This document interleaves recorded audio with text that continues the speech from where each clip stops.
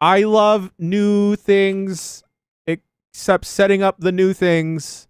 That's the worst. It's the worst. Jeff Bacalar, what is the longest you've gone without peeling off the new plastic from a new electronic? About 3 days with these new beefy boys. Didn't realize what was happening. Saw that like warning sign on the glass. I almost didn't take off the little foam protectors. Those would have gotten real hot, like a cup of coffee in the big time. Backlar, can you juice yourself up just ever so slightly? Just just take a sip of juice. Ooh, yeah. How's that? Okay. Better? Yeah, that's good. I can take the juice away from you now. Okay. Jeff Grubb. Yo. Did you get unlimited steak fries yesterday? I went for the garlic fries, and I'm always like, I hope that they're unlimited. But I'm always kind of like, can I get another basket of those? Because I'm like, is it going to be free or not? You know that dance. I love that dance. Yeah, it's a fun dance. But we did get a Mile High mud pie, and it was enormous. I was like, we'll just have one piece for me and the girls.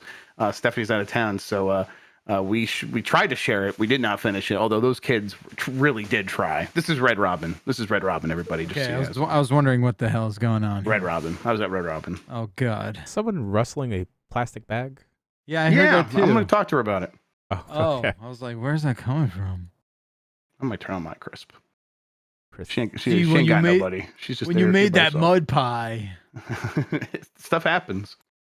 All right, folks at home. I'm only looking at the giant bomb chat here. Let me know. Oh shoot, I need to make the Google Doc real quick. Let me know But do you? I do. See, the thing is, we're gonna go 1 week where like I don't talk about podcast points. We don't talk about this nightmare Ain't gonna doc, happen, baby. and then it'll be like, oh no, what happened? Yep. All right. It'd be like when what's his name missed a strike in Big Lebowski.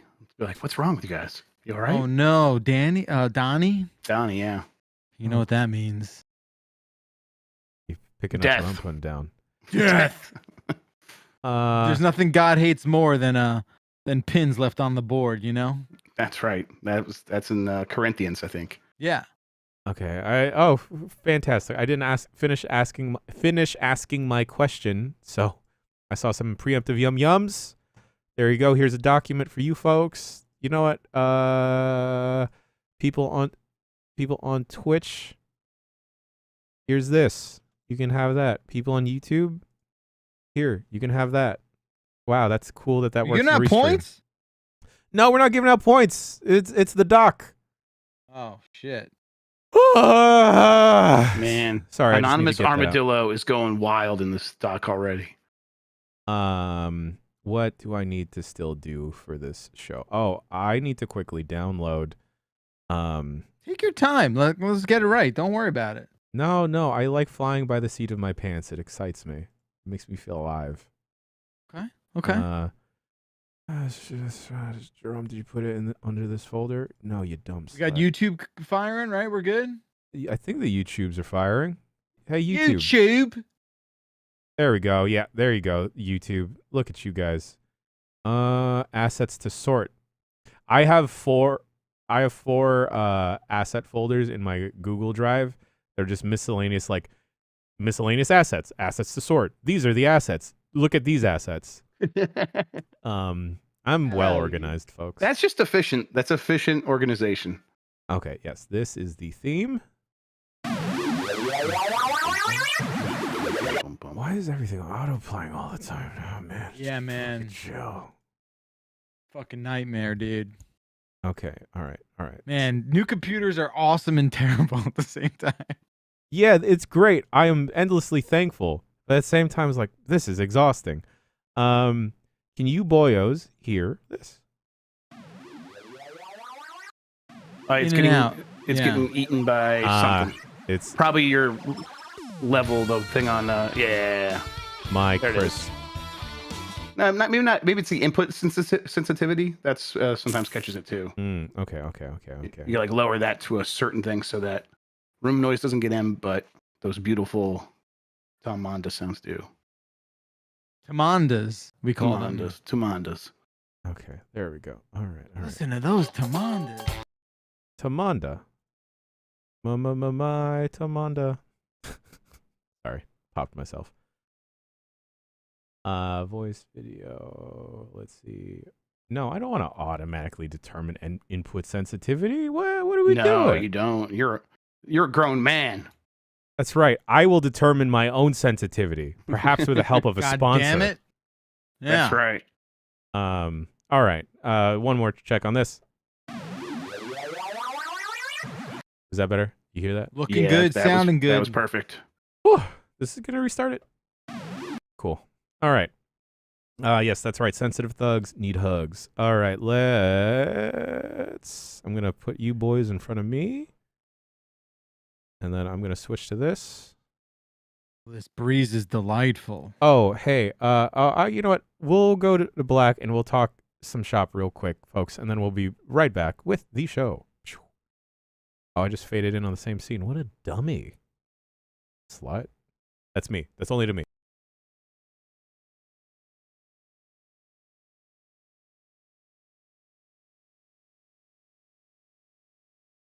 With the fur, yeah. Fur, yeah. Fur, yeah. With the fur, yeah. I got on this Gucci, all of this Gucci. I finally got what I always wanted. I got on this Gucci.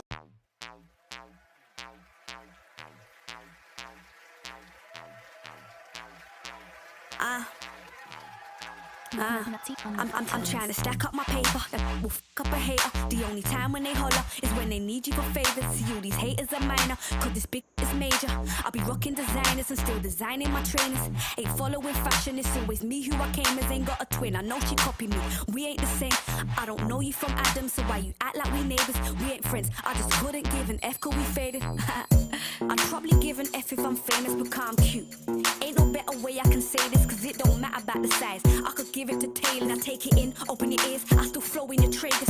Can't wait to hit the wheel, I'm whipping round a Mercedes. I want Ferraris and Bentleys, want Versace and Fendi. You see my face on the telly, you scream my name like I'm Jerry. I run the house like I'm Jerry. Got Mr. Tom on my celly, you told me Jerry. You know they call me Jerry.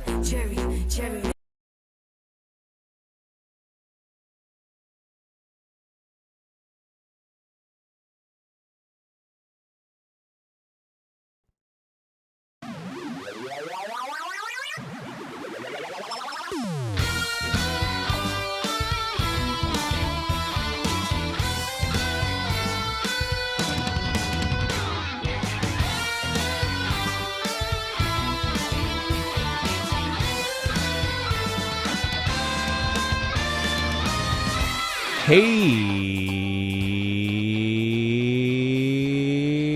everybody, it's Tuesday, May 23rd, 2023. I didn't know that we were this far in the month of May, and that means we're pretty far into the year. We're almost at the halfway point, folks. Welcome to the Giant Bombcast, episode 790. Powered by NZXT. That's right, folks. Only through the power of NTXT and these big honking video cards can we bring you the full glorious power of the Giant Bombcast. I'm your host, Jan Cho-Wa. But just like I can't do this podcast without this big honking video card and this nice computer with several fans. If I lean forward because I have a weird desk placement, I'm getting a nice breeze from one of the fans, one of the exhaust fans. Ooh, right now. That's nice. Right now. Joining me, co-captain of the ship, Jeff Grubb. I didn't even know May went that high. There's 23 days in May. That's messed up. Is this new? I think this is new. I think this is like when everything got on the same thing with the daylight savings time in Arizona or whatever. They probably added more days into May. The year is going way too fast. We've been saying that the last several years. This year just way faster than anything ever. I just cannot believe this. We're almost already into June. Every time I blink, it's like a little bit closer to Summer Game Fest, which is like the big milestone marker I'm using right now. And it's like, okay, I guess we got plenty of time. And like, nope, no more time. We got to get things happening right now. I'm thinking like Summer Game Fest feels like I'm always thinking in anime, as we all know. Yeah, of course. It's like our tournament arc, you know. Yes. Where this will be our season finale, and I'm not quite sure what happens after Summer Game Fest, to be honest. But some of them may know the answer because he has the answers to everything. That's right, Jeff Bakalar. Oh, that's very sweet of you, Jan. I maybe only have answers to about 40% of all things. That's more. That's more % than I have. Morty percent. You know, it's funny you mentioned the talk about the calendar year and how much of it seems like it's evaporated. That's only funny because you live your life by the fiscal year. So everyone knows I'm a fiscal kind of guy. Yeah, you're celebrating Also, New Year's in April on April 1st. There we go. Let's go. Exactly. All my holidays are dictated by the stock market. Also, you know, when you really think about it, you only really get like 3 months of the year, and then everyone's like, oh, let's think about 2024. So I think you just get March and April and like some of February and some of May, but we're already done now. Now we're in 24. That's we're in 24 now? Yeah, we're in 24. We're planning for 24. We're planning for 24 and beyond. I blame the power of Dan Reichert and Jeff Grubb's influence, but I started watching 24. Yeah. Oh, Where are you at? I The characters doing dumb stuff? Yes, they are, because it's 24. Oh, I decided to go full chaos mode in 24 and just jump in season 3 in the middle of the season. What a That psycho. rules. That What a is psycho. incredible. Because I already know like the basics, right? I know that the show takes like an hour of a time within the span of 24 hours. Jack What Bauer else is do you need to know? he's a cool dude, or he becomes not a cool dude. okay. He's a psychopath, and that's pretty cool. Okay. He literally is like the president's best friend too for a while, and like the president's like, Jack, you got to Ooh. come over here and do Is that some your shit Palmer? for me. That's pretty good. Okay, I was just going for like generic of 24 president, but Sure. I forget who the fuck is the goddamn president in that show. And he's Jack, I need you to come over, and he's like, look, this is off the record. Like it's like he's got his own little best friend hitman who does like international espionage and malfeasance, and is just like, Malfeasance. I'll have Good word. to, Good word. yeah. He's like, of course I'll have to just like not recognize you at all, and let you get addicted to heroin at some point. Too. Yeah, but he'll wean himself off within a day, I bet. I mean, he's a special agent. Also, motherfucker never like talks normal. He's always whispering, and that bothered me. It bothered me from the. That's just Kiefer. Have you played Metal Gear Solid 5? Like, I know. If you've heard one of the elusive 10 lines of dialogue he has in that game, you'll know that he's always whispering. So Dresh in chat is right. When Jack Bauer was like literally shaking because of his withdrawal from heroin. Not an episode later, which is an hour, not an episode later, motherfucker's just like, I beat the crank. I'm fine now. He's like shooting a gun perfectly. Motherfucker was like literally in an alley with a needle in his arm. Muscle memory taking over, dude. That's right. The fuck out It's like how Everything a wrestler you just said was like made it sound like it was supposed to be bad, and to me it just sounded more awesome. Like that, it sounds incredible. I definitely want a show where it's like kicking heroin takes about a half hour. Here we go. That's right. They discount the addiction intensity of that drug in such a irresponsible way. But what it's an his insane addiction show. to serving his country. That's stronger. what it is. He's just like, I'm addicted to the Constitution, motherfucker, which he doesn't follow at all because it's all bullshit. He's just Give me fucking that uncut American flag in my veins. Let's go. Tap the red, white, and blue right into my shit. Well, This is a 24 website now. We apologize. Anyway.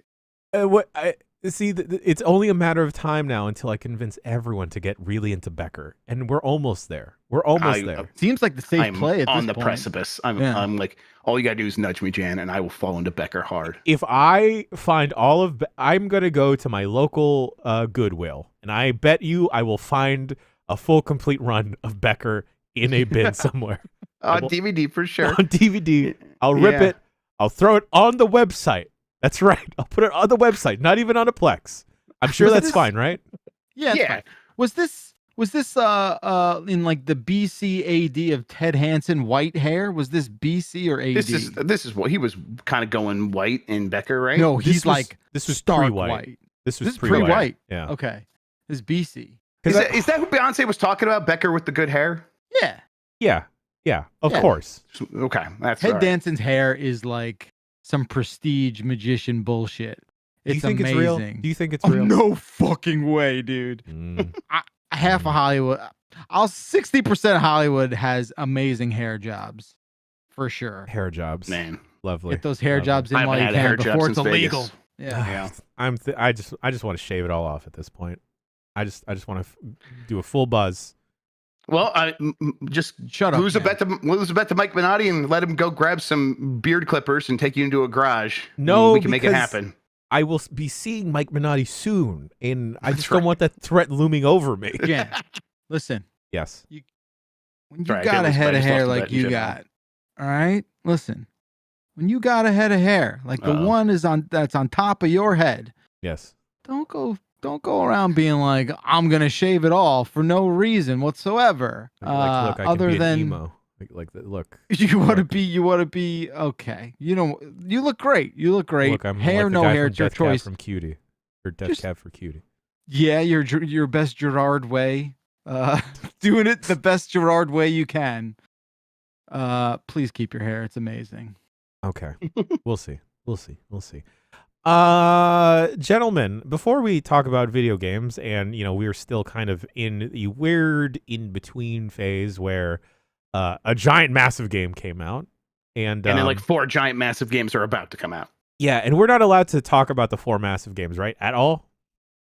No, and one of them's not massive. One of them I really want to talk about. We'll play that later this week. But yeah, but pretty much what we can talk about is Zelda still, which I'm fine Yes. with.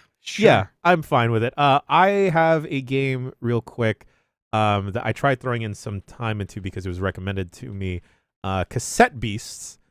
Oh yeah, I've been interested in this. It's a turn-based game. It's 2v2. It is very similar to a Pokemon style game. It came out, I want to say, maybe a month or two ago. But I might want to bring it to a UPF. It's incredibly up my alley. It's like your isometric classic style of Pokemon where you're like perusing the world and everything and collecting monsters. The mechanics are ever so slightly different. They really lean into the whole cassette formula a lot. That being said, I've only played about like an hour or so, so I don't know how much deeper these mechanics will go. But it is refreshing to see games like Cassette Beasts and Temtem try and take on the Pokemon formula. Yes, definitely. Because one of these days, this I don't want to say Pokemon clone, but Pokemon inspired game, one of these days, one of them will have to take off and like really challenge for the crown of pocket monsters. I don't know if Robopon for the Game Boy Color couldn't do it. Can anything do it? Oh, Grub, you just took a shovel and like unearthed so many memories of Robopon. Robopon was I was the like shit. debating like that or Digi Monsters. What's the other one? Digital? Digimon's cool, but they're all Digimon. emotional and shit. They talk about Yeah, like, I don't. Only I could be emotional. I don't Yeah. want my game Only characters your to hair be can. emotional. yeah, they talk Exactly. about the duality of man, and not in a joking way that I bring up the duality of man. There was Robopon, and there's another one I'm never going to be able to remember. But there's a whole bunch of these. Obviously, at the time Pokemon came out, Robopon for sure. Yeah, I'm glad someone played Robopon though. That's fun. I loved the crap out of it. I mean, there's also stuff like Monster Rancher, of course, but Sure. I feel like Monster Rancher was really lended itself to the generation it was in, where you could swap CDs in, and it's a little Yeah. bit. What do you do now? Like, do you tie it to your Spotify? Like, it's weird. Yeah. Metabot. That's the other one I was thinking of. At ETT. Thank you. Yes, Metabots. Metabots was so fucking sick too, man. Yeah, they were. These were highly rated games. I mean, obviously, I'm joking. I think you're right. Eventually, on the grand scale of time, Yeah. something will come along and sort of match Pokemon. Pokemon's going to be eternal. It's going to outlive us all for sure. But I don't know. I think I'm glad that developers are still trying. Are you finding like this is doing something for you that Pokemon is not doing right now, or is it just like, oh, this is like smaller, more contained, and I'm not bringing baggage to it like I'm bringing to the Pokemon games? I think it's more so the latter there, because I think I'm coming in sometimes with an unfair expectation of like, okay, you guys have made how many of these games? I think it's fair. Right. And I realize that these are ostensibly kid games, sure, and like their target audience is children, but like nostalgia is a hell of a drug that is harder to shake off than Jack Bauer trying to shake off heroin. Of course, most things are harder than that. Yeah, full circle, baby. But I think I'm just going into Pokemon knowing that I personally want the battling mechanics to be better and more streamlined.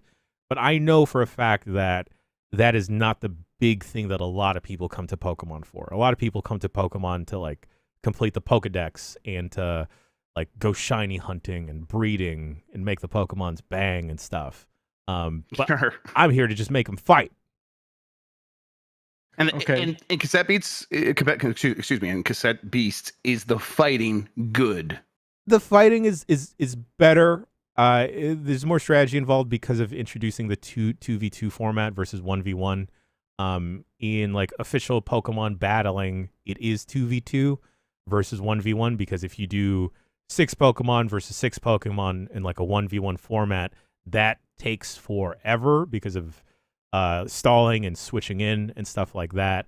2v2, it's a little bit because from your team of 6, you'll pick 4 against another set of 4 and then go at it there. And there's a little bit more strategy involved because you can always inadvertently hit your own partner Pokemon there. But yeah, Cassette Beasts, I'm going to check it out more. Hopefully I'll check out some more in time to bring to UpF later this week.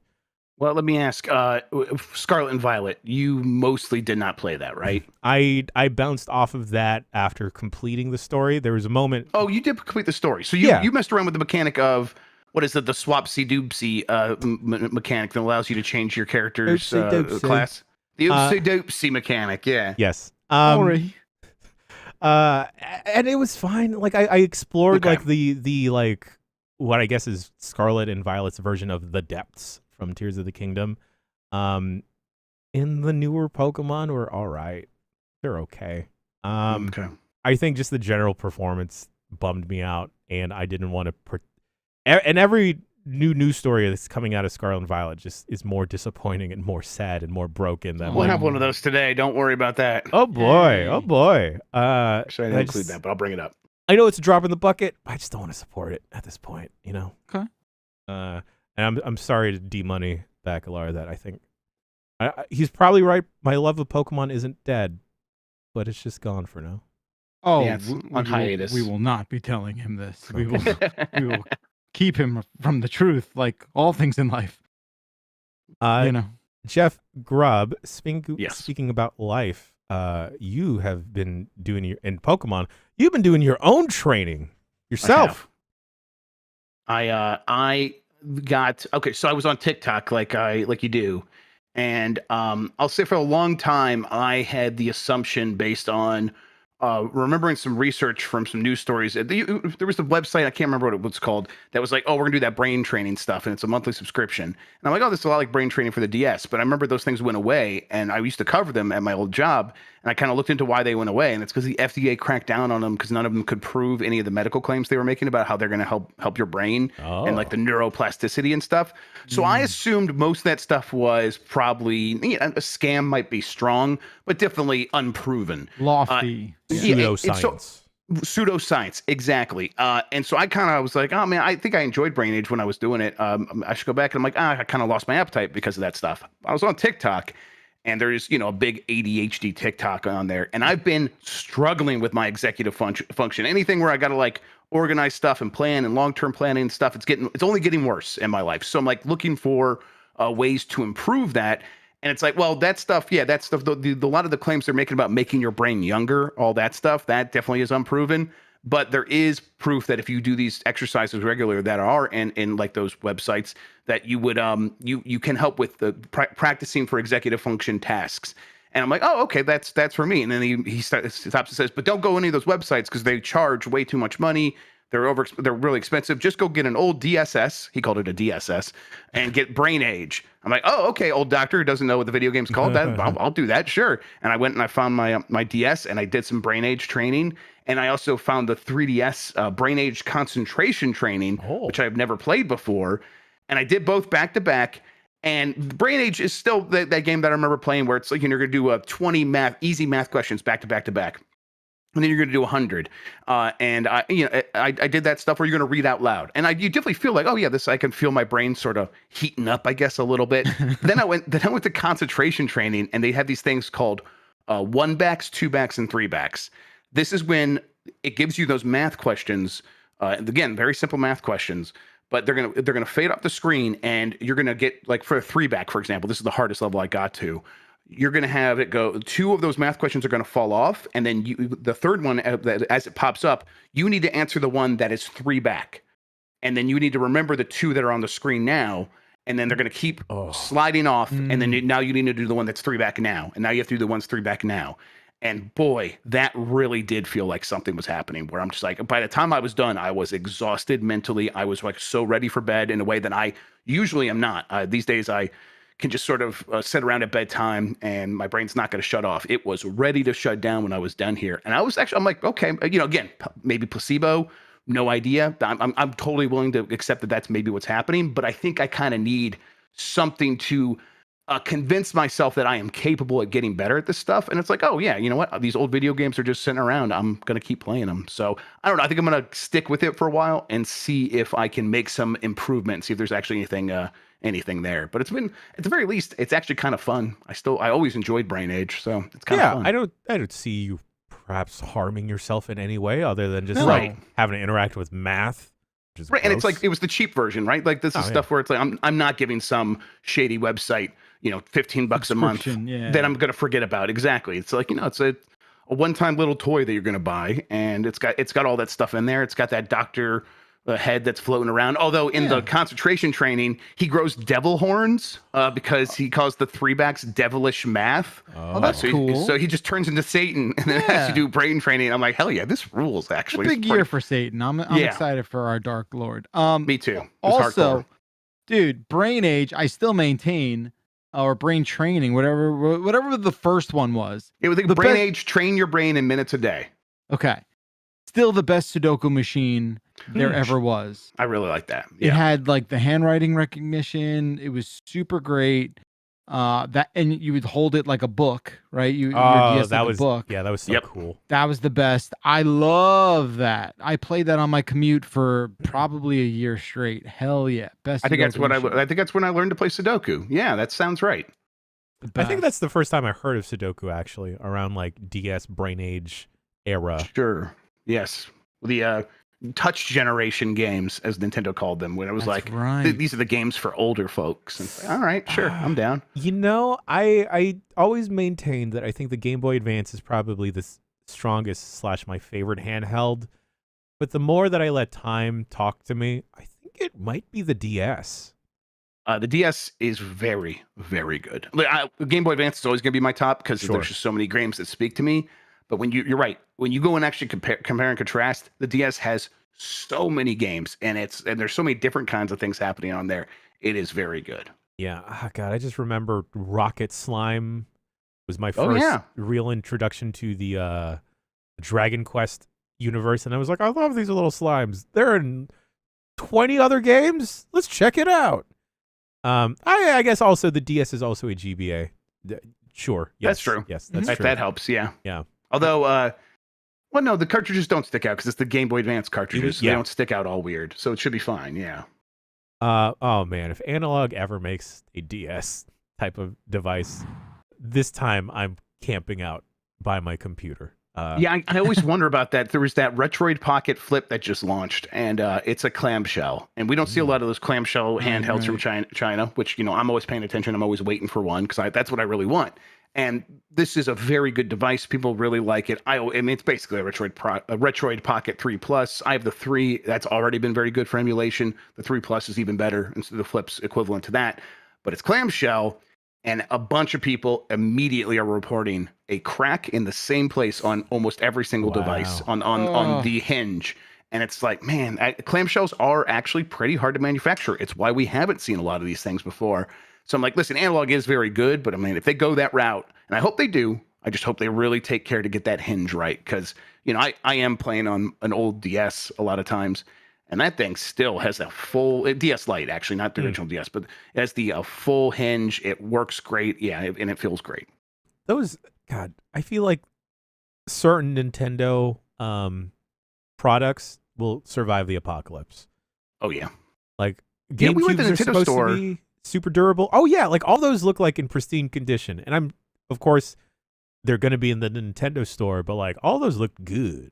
But they used to have the one for that would like survive the Gulf War, and I don't remember seeing it this time. And I wonder I wonder if they took it out of there. But there was one like a Game Boy that like was bombed in the Gulf War and it kind of melted, and yet it would have Tetris playing on it. Like they would just have it running in the store, so you could see that it still worked. Yeah, I remember. I mean, no one got hurt. I don't think with that Game Boy, or else they probably would not be like, hey, a man died, but the Game Boy survived. I don't think Nintendo's doing that. I remember I was at like a chiptune band's concert, and then one of the members of the band took their Game Boy that they were jamming out on and smashed it like a guitar, but it would not smash because it was an OG Game Boy, and that thing is just a brick. That rules. Nice. Boyos, anything to talk about before we get to the game of the week? It's been a lot of the game of the week. Yeah, man. Grub, like I know that you're gonna have to pop out ever so slightly, so I'll find stuff for Backler and I to talk about. But are we ready to get to it? Yeah, let's do it. Let's do it. Is this the first time this has happened? I feel like this is the first time in a while that this has happened. 3 weeks in a row? Is it 3 weeks in a row? I think it's 2 weeks. This is 2 weeks in a row. Are you sure? Yeah. Yeah, because last week was the big week. Yeah, last week was the launch week. Yeah. It's only been out like 10 days. No way. It feels like an eternity. It's always been with us. Ladies and gentlemen and NBs, the Game of the week. Tears of the Kingdom. Oh, I don't know why Satan came. Satan, do you want me to go do some more math? I'm sorry. Like I said, big year for Satan. Okay. Did you guys check, because it has been 10 days? Have you checked your in-game clocks? Because so you can do that after 10 days. It stops saying, hey, you started this game 9 days ago. It's like, Nintendo, why do you think I need that information? I'm aware of how a calendar works. But after 10 days, it says how long you play it. I was like, okay, I've been very busy. I feel like I'm still at the very beginning. I feel like I'm scratching the surface. I've done a couple of temples, a bunch of stuff. But I'm like, I'm probably like 25 hours in, maybe. Because like, I play when I can on the weekends, and if maybe an hour or two at night. I'm at 45 hours. Oh, whoa. I was not expecting that. That was 45. 45. Wow. How did that happen? No idea. I mean, I have been playing it a lot, but 45, I guess. So That's a fifth of the time since it came out. Yeah. Well, Right? It's like 10 days, you said? 10 days? Yeah, that's... Oh, yeah. Yeah. Wow. Okay, yeah. I mean, listen, I played a lot of it. But I've been very busy. Like I said, so I still feel really like I'm just kind of getting into it a little bit. I'm really loving this game. There's so much to it. There's so much to do. As I'm unlocking more abilities, it's like, oh man, it's cool that they kind of just stack and you don't have to choose. Like that's neat. That I wasn't expecting that to work that way. We'll still kind of talk around some of these things because again, it's a big game. A lot to spoil here. I've done the 2 temples now, and the first one was very good. The second one is also very good, but only because I broke it a bunch of ways, which was really interesting. Apparently, a lot of people play it this way, where there is a Zelda dungeon style way to solve this temple, and everyone's sort of just like, I got the stamina, I'll just climb around. And that's definitely, I did a lot of that, and I'm glad that the game, even when it's like, hey, we're gonna kind of do classic Zelda stuff, we're still gonna let you do Breath of the Wild stuff too, and I really appreciate that. But I don't know, how are you guys finding it? Backler. I'm just we're really deep in it. We're the sense of discovery is still not lost on our playthrough. I think I'm starting to notice like little quality of life things that either I just don't know how to control well enough. Mm-hmm. Like, you know how like the weapon sort of like D-pad right spot where it's like either going to be a sword or a bow, right? Right. Yes. I get caught up on this still too all the time. Kind of just get handcuffed there a bunch, right? Where you're just like, where like you have the bow out, but you're like, okay, I know I don't have a sword out, so when I switch back to my sword, I'm gonna switch. Oh, I got to put the bow away first, and then choose. Yeah, and then going back in, right? Yeah. What's that? They're doing a lot with this game, and it's like clearly they are sort of running out of intuitive control methods to do these things. I feel like the fuse stuff I'm also not doing as seamlessly as I could, although I don't see any other way to do it. Like you basically just have to fuse stuff that either you see in front of you. It's a procedure, yeah. You have to. You're going to hold the thing, and that's going to be the base, and then you have to fuse it to something on the ground. Yeah. So if you have two things in your inventory, and you want to fuse them together, the thing that's going to be the base, that's going to have like the mechanic, like I want it to swing like a big stick. Where hold onto the big stick, and then drop the other thing. Like I'm going to attach a sword at the end, so it's like a big sharp long pole. Drop the sword, and then you fuse it like that. It has to be that process every time. That should have more flexibility. It definitely should. Yeah, I'm surprised as to like how that's not just another like maybe like radial thing that you can just sort of select again. You know, I'm surprised they only have one instance of that where it's just the left shoulder button powers and not like I'm just surprised there's not another layer of that. I think that would help. I think it would really allow you to do things quicker and more on the fly. Outside of that, those nitpicks, it's just so it doesn't ever go too long without giving you a really like emotional moment, right? It doesn't go too many hours before you're like, we just figured out how to jump off this thing and glide and just, you know, getting super creative. It is funny though, like as soon as you do get to like the Hyrule area where you're like, oh, they're just giving you like car parts everywhere. They're like, go build a car, go do a car. Hey, I got some wheels, I got some planks. Try and go straight. What do you think? You know? Eventually you get unlock an ability where it's like, even if you don't have everything in front of you, there's still ways to like make what you want if you want. Exactly. And it's like, oh, cool. Yeah, that was something they were like, you shut up about this at the preview event. You're like, you do not tell anybody about this shit. You didn't see shit. I think it's a little weird that they're like that they even kind of hide it in the game for a certain extent. But I think most people are gonna end up finding it, and most people understand like that's something that probably should be there eventually. I got a question. Yeah, go ahead. Go. No, I was gonna spin off in a different direction from this. So go and ask your question. Has anybody ever put their little arrow at that lonely, discarded afterthought of an amiibo logo? Has anyone put their arrow towards that on the dial? There's an amiibo logo. Oh no! I've never fired up the amiibo thing. That is the loneliest icon I don't ever have seen. any amiibos. I'll say I got that. some amiibos laying around. I should go find my amiibos and put them on this game. Was it? I just feel like it's just sitting there. It's been there from the start, just by itself. Like these, not bothering anyone. The Nintendo Power Bands from the park. These are also supposed to be amiibos, right? Oh, that'd be sick. Oh yeah, that's a good idea. I bet it just gives you like treasure or something. I'd be fine with that. There's definitely speedrunners that are using the amiibos to do all kinds of wild stuff. And apparently the Epona, is that how you say it? Epona? I've only just Epona. Yeah. EpiPen, if you have that or one of the amiibos, you can unlock that, and that apparently it's a very good horse. So some people have been doing these things. I have not. Yeah, no one knows how to say Epona. So the amiibo just like warps in some sort of like auto build thing or like a pre-built thing? I think it just like zoops the horse down in front of you. Like just That's zoop, there sick. it is. Yeah. Oh my gosh. So, you know, we were getting into Hyrule for the first time, like maybe 5 days ago, and you come up upon some horses. And, you Horses know, the cool thing about this is, you know, my kid's used to playing like fucking Roblox. He doesn't know. He just doesn't know that like more thought and time. Yeah, he doesn't know could that be sometimes spent, people actually right? design a video game in a way that it's like their job. Right? Yeah. So he Curating. he's like this. He's like, oh, Dad, how sick would it be if you could just like get on one of those horses? I'm like, you definitely can. I'm like, all you gotta do is think it. All you gotta do is think it.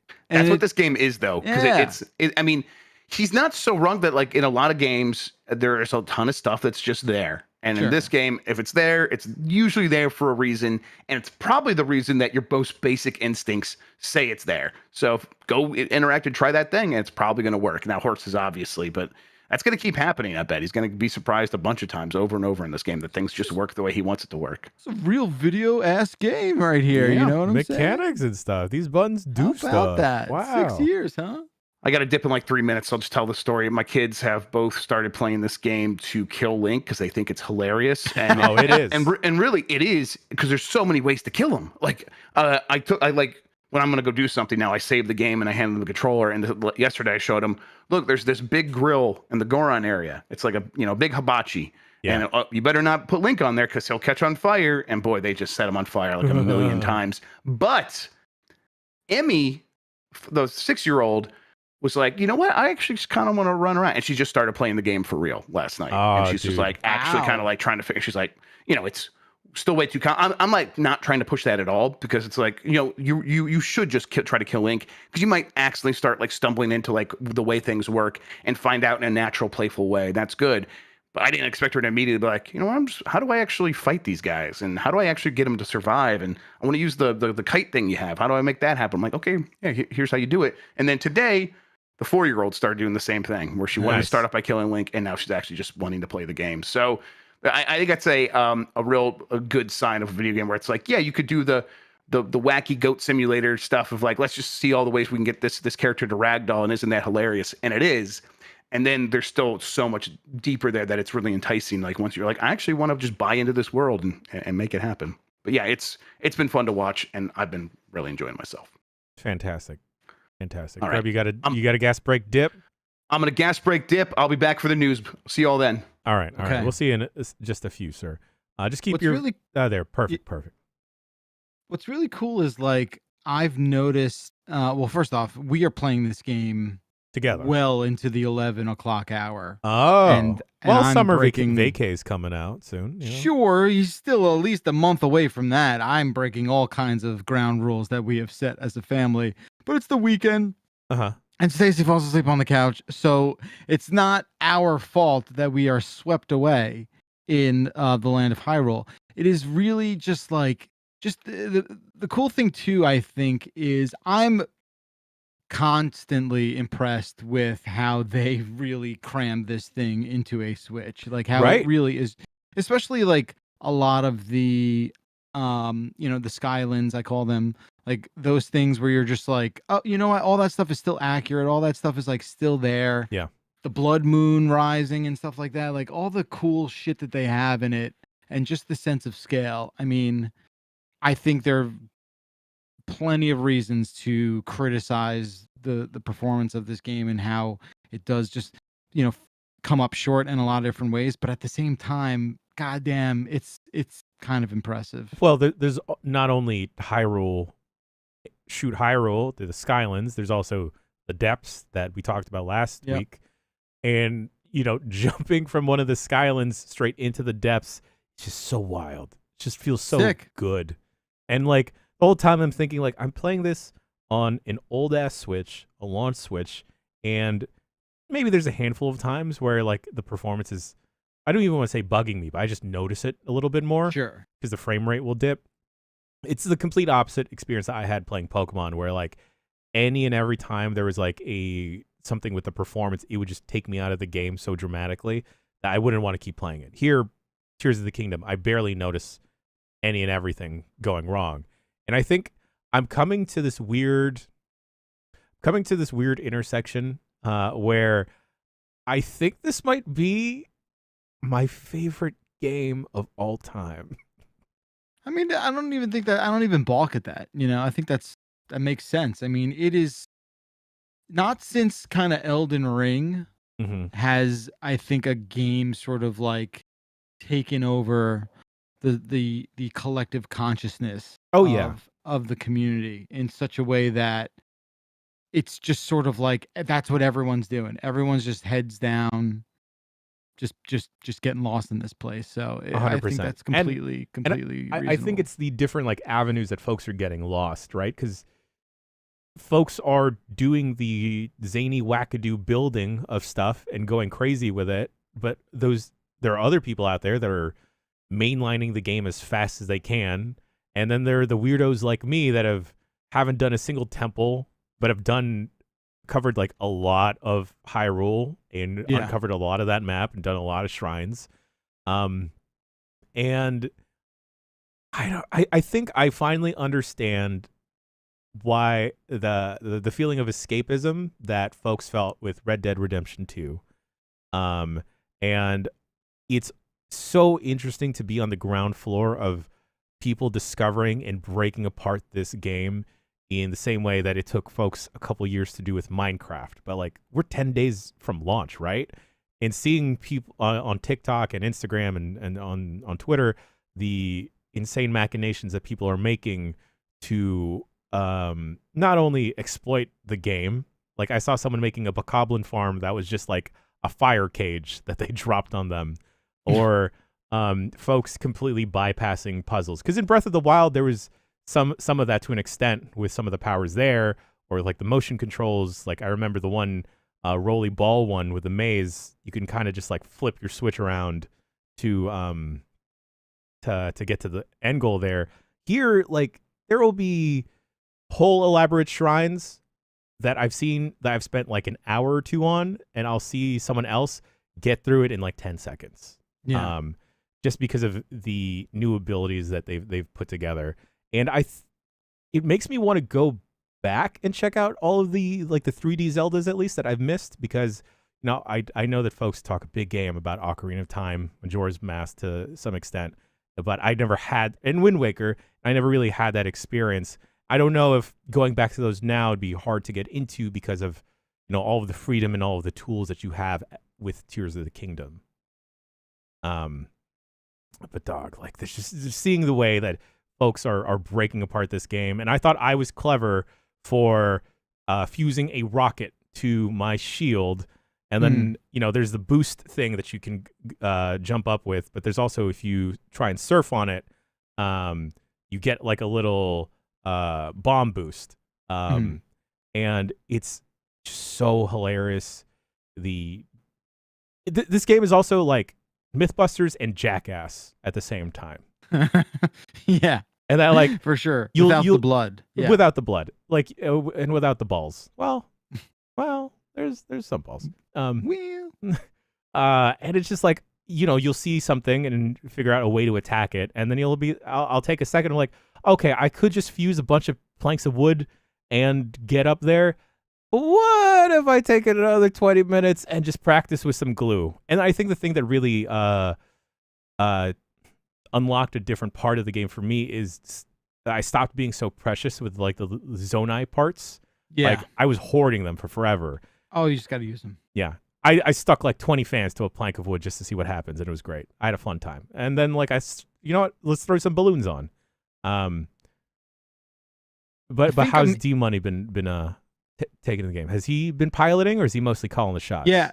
So he got frustrated the other day and was just like, just give me this. He's literally like doesn't know the buttons or anything, and he's just like, I'm gonna show you what I mean. He knows like the sort of like third person camera stuff, you know, perfectly fine, so he can control and do what he needs to do. But no, for the most part, he's not piloting. I'm driving, and that's how he likes it for this kind of game. And you know, I think this is a game that I'm learning a lot about the sort of the psychology of the kind of game player he is. Where, you know, growing up, I play an action, you know, adventure game or whatever, and I would just have this crazy FOMO of like, I need to see this thing over there. I got to see like what happened there. I don't want it to be like the big secret that I'm going to miss out and hear about later. I'm noticing that in him too, where he's just like, oh, I see a shrine, you know, we'll zoom in on the pad and he'll see a shrine. Like, he's like, we didn't go there. We have to stop what we're doing. We have to go there right now. I'm like, yeah, but we could also pin it, right? We could literally put a pin in that, and, you know, maybe get to the objective first and like go around. I feel like I've loosened my restrictions as I've gotten older, where like I totally understand where he's coming from, where it's like this incessant desire to like tick every box and explore every corner and secret and whatnot. So that's been interesting.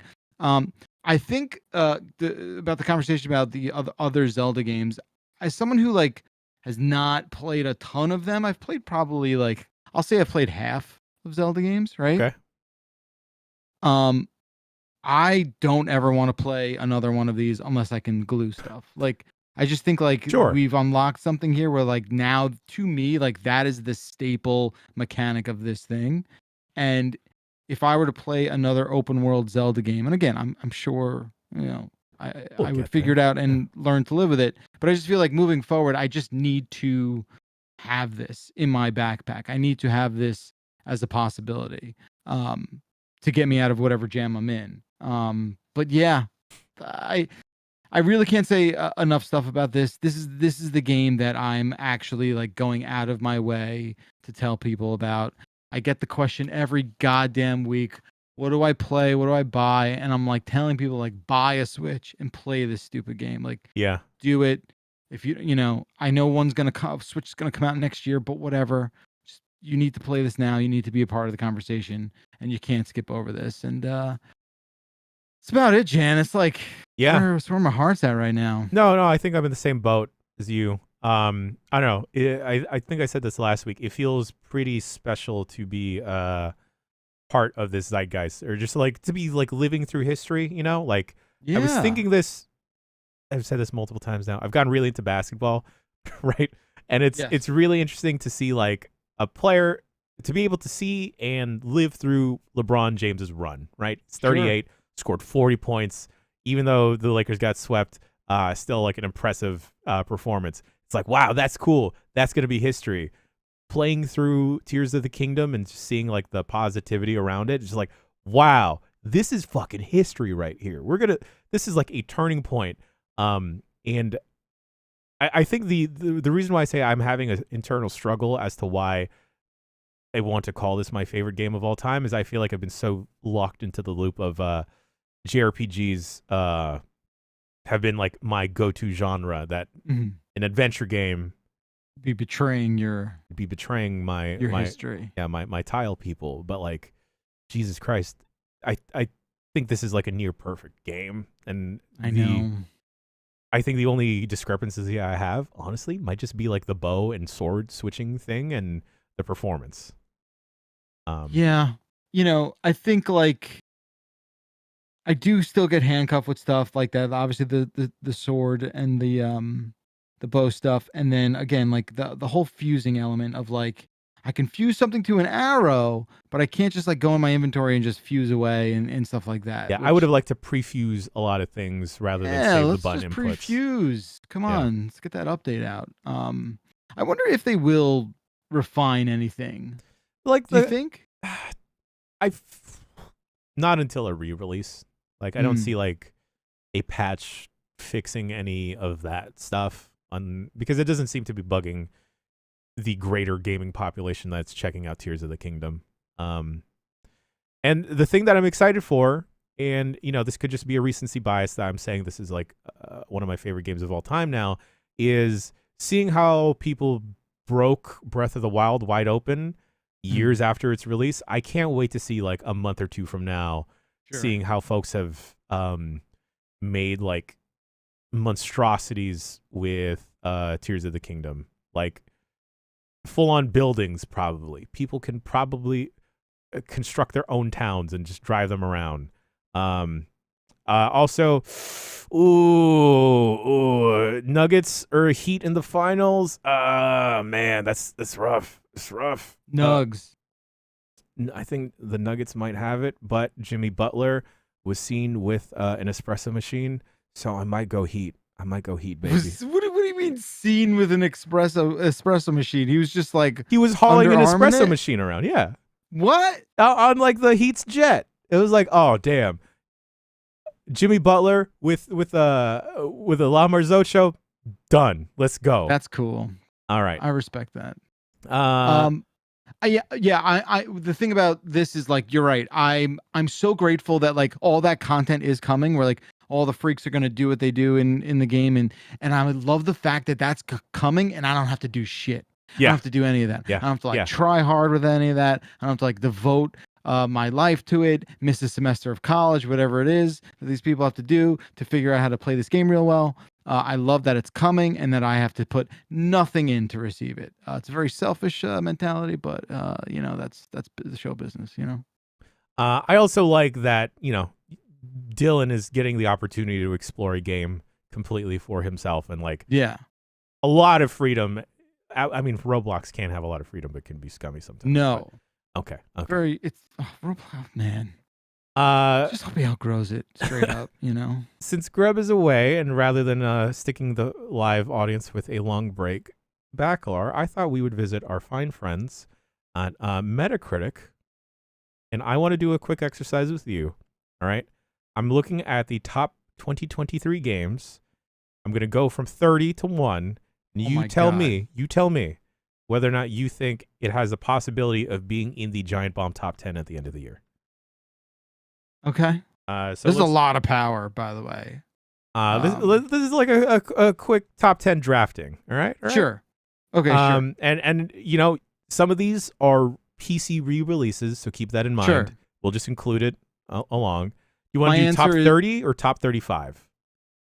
Whatever you want. It's your world, baby. All right. All I'm saying is yes or no that it has a chance to be in the top 10. Yes. Yeah. Got it. Top 10. Let's just say top 15, greater 15. All right. No particular order. Chaser 324 has got it right. It's basically my "Is it important?" quiz. Yeah. Oh yeah. This is the Bacalar importance quiz. Yeah. This is the real brain age here. Okay. All right. Let's see. All right, I'm ready. Okay. Starting at number 35, Paranormasight, The 7 Mysteries of Hanjo. No. Star Wars Jedi Survivor. It's really just a yes or no? Just a yes or no. Don't think about it too hard. No. Really? Yep. Okay. I think there's going to be 10. All right. So also, folks, this is off Metacritic. This is everything that's come out in 2023 so far. Yeah. I mean, I know I said we're planning for 24 and beyond, but the year isn't even half over, people. And there's a fuck ton of games left to come out. Yeah. It is important, though. Jedi Survivor is important. I'll do this. I'll do is important, not important, and then also the GOTY list. Copy. Okay. Octopath Traveler 2. Okay, all of a sudden, I would like to walk back the important or not important I was going to say it's you evaluate the importance or not. You can still stick with the yes or no. I can always default to unsure of the importance, but no, I don't think it's going to be on the list. The Legend of Heroes Trails to Azure. No and no. Persona 4 Golden released, I think, on PlayStation or on consoles. Yes and no. Returnal re-released on PC. Yes, no. A Space for the Unbound. I'm not sure I know what that game is. All right. The Legends of Heroes Trails to Azure again.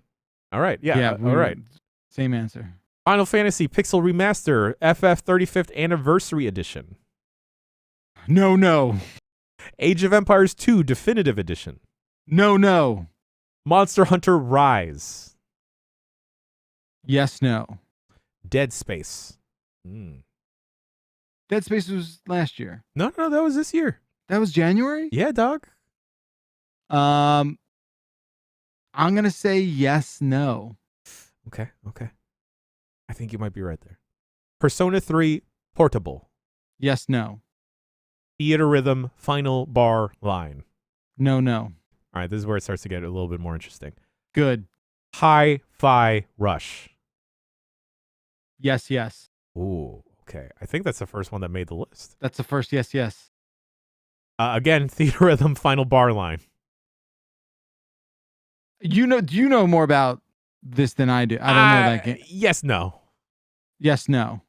This is probably going to be a no. I'm calling it Hogwarts Legacy. Yeah, no. Monster Hunter Rise is there again. Res Infinite? What? Get out of here. Come Okay. on. Dead Cells Return to Castlevania. I'm going to say yes, no. Yeah. I unless something happens in the next 6 months. Monster Hunter Rise Sunbreak. Yes, no. Okay. There's a couple of repeats here. I'll just skip the repeats. Moss Book 2.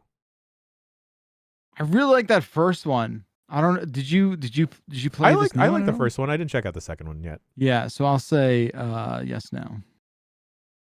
I think we got another one on the list here. Resident Evil 4. Oh, sure. Yes. Okay. I won't include DLC here. Tetris Effect Connected. No, it's not important. No, it's not going to be on the list. The Witcher 3 Wild Hunt Complete Edition. Dude, this is crazy. Yes, no. These are all just like this is the year of like the let's try it again. Right? Like let's just release it definitively. But what Two if more we here. Released it again. What if we try again? Last two here. Metroid Prime Remastered.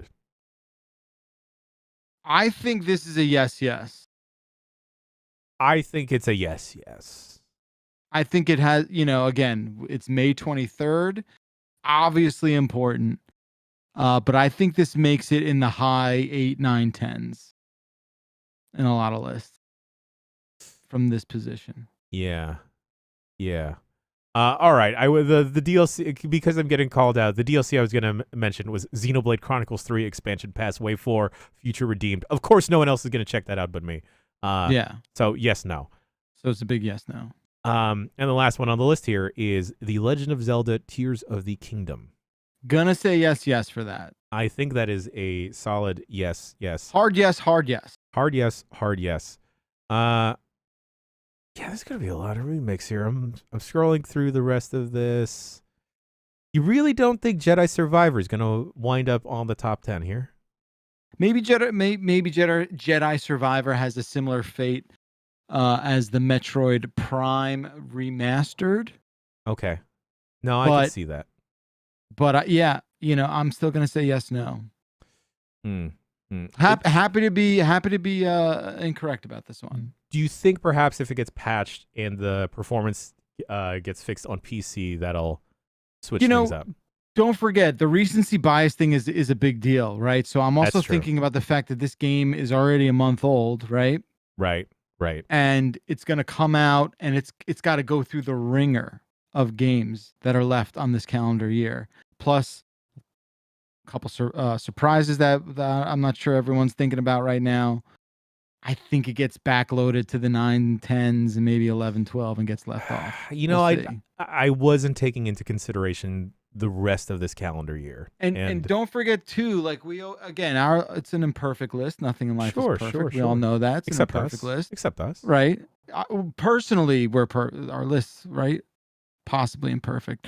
A lot of indie stuff sneaks its way in. A lot of indie stuff like finds its way to sort of become the conversation, and then you get like a freak who's like dying on that hill, and you get your Running and then up that somehow road. Spider Heck makes its way into the list, and you're like, Spider Heck, did you even play that? And you're like, yeah, I played it a lot with Vinny at the Bombathon, and then I played it a lot with my child who fell in love with it, and I'm doing all this for him. So that's the kind of year it could be, Jan. I think Dredge, this boat game. Ooh, yes. I think that's a yes for sure. Yes, yeah. I think Dredge might sneak its way on in this little tugboat. You didn't talk about Tape to Tape either. Well, Tape to Tape wasn't on the Metacritic list. I know. Matt Rory's Tape to Tape. I liked what I saw from the UPF. I might check it out. All right, folks. That is the first segment of the Bombcast. We'll be back after a short bricky break to talk about the video game news. See you in a bit. Mwah.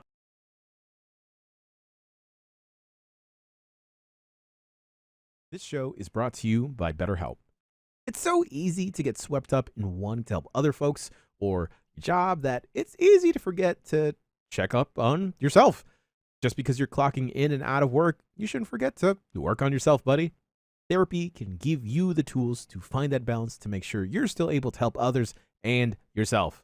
Yo, it is 2023, y'all. You should feel absolutely no shame in seeking help from a therapist. I can tell you from personal experience that I've been able to find the roots of a lot of my problems and just plain old figure myself out better. And it turns out it's good to know yourself because you should know you best. If you've ever thought about giving therapy a try, give BetterHelp a try. It's entirely online and designed to be flexible to your schedule. Just fill out a brief questionnaire and get matched with a licensed therapist. And if that doesn't work, you can switch out at any time. Find more balance with BetterHelp. Visit betterhelp.com/bombcast to get 10% off your first month. That's BetterHelp, HELP.com/bombcast. Thanks, BetterHelp.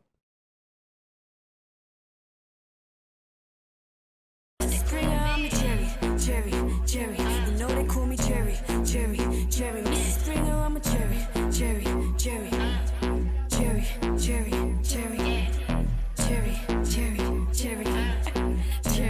cherry, cherry. This year I'm doing it big, I'm talking bigger than Rick. Got all these people talking like they coulda did what I did. Don't give a hush where you fit, don't even care who you with. I'm gonna blow up this year, you'll probably be blowing the sick. Ain't into rocking with fakes, cause all my is legit. And if you ain't get it now, then you're probably just fake. And I ain't trying to insult you, I'm just telling you what I think. I got a lot up on my mind, I'm just hoping you take the hint. Ain't trying to cut you at the spot, no, no. Big up everybody making grub, Remember when I used to have a job, oh Lord. I could barely keep up with the squad, couldn't wait to hit the wheel, whipping round a Mercedes. I want Ferraris and Bentleys, Jimmy Choo and Giuseppe. I'm on the block like I'm Jenny, you scream my name like I'm Jerry. You see my face on the telly, got Mr. Tom on my celly. You told me Jerry, Jerry, Jerry. You know they call me Jerry, Jerry, Jerry. Mr. Springer, I'm the Jerry, Jerry, Jerry. You know they call me Jerry, Jerry, Jerry. Mr. Springer, I'm a Jerry, Jerry, Jerry. Jerry, Jerry, Jerry. Jerry, Jerry, Jerry. Jerry, Jerry, Jerry. You see my face on the telly, you see my face on the you see my face on the telly. You scream my name like I'm Jerry. You see my face on the telly, you see my face on the telly, you see my face on the telly. You scream my name like I'm Jerry. I run the house like I'm Jerry. I run the house like I'm Jerry. I run the house like I'm Jerry. Got Mr. Tom on my celly. I run the house like I'm Jerry. I run the house like I'm Jerry. I run the house like I'm Jerry. Got Mr. Tom on my celly. You told me Jerry, Jerry, Jerry. You know they call me Jerry, Jerry, Jerry. Mr. Springer, I'm the Jerry, Jerry, Jerry. You know they call me Jerry, Jerry, Jerry. Mr. Springer, I'm a Jerry, Jerry, Jerry. Jerry, Jerry, Jerry. Jerry, Jerry, Jerry. Jerry, Jerry, Jerry.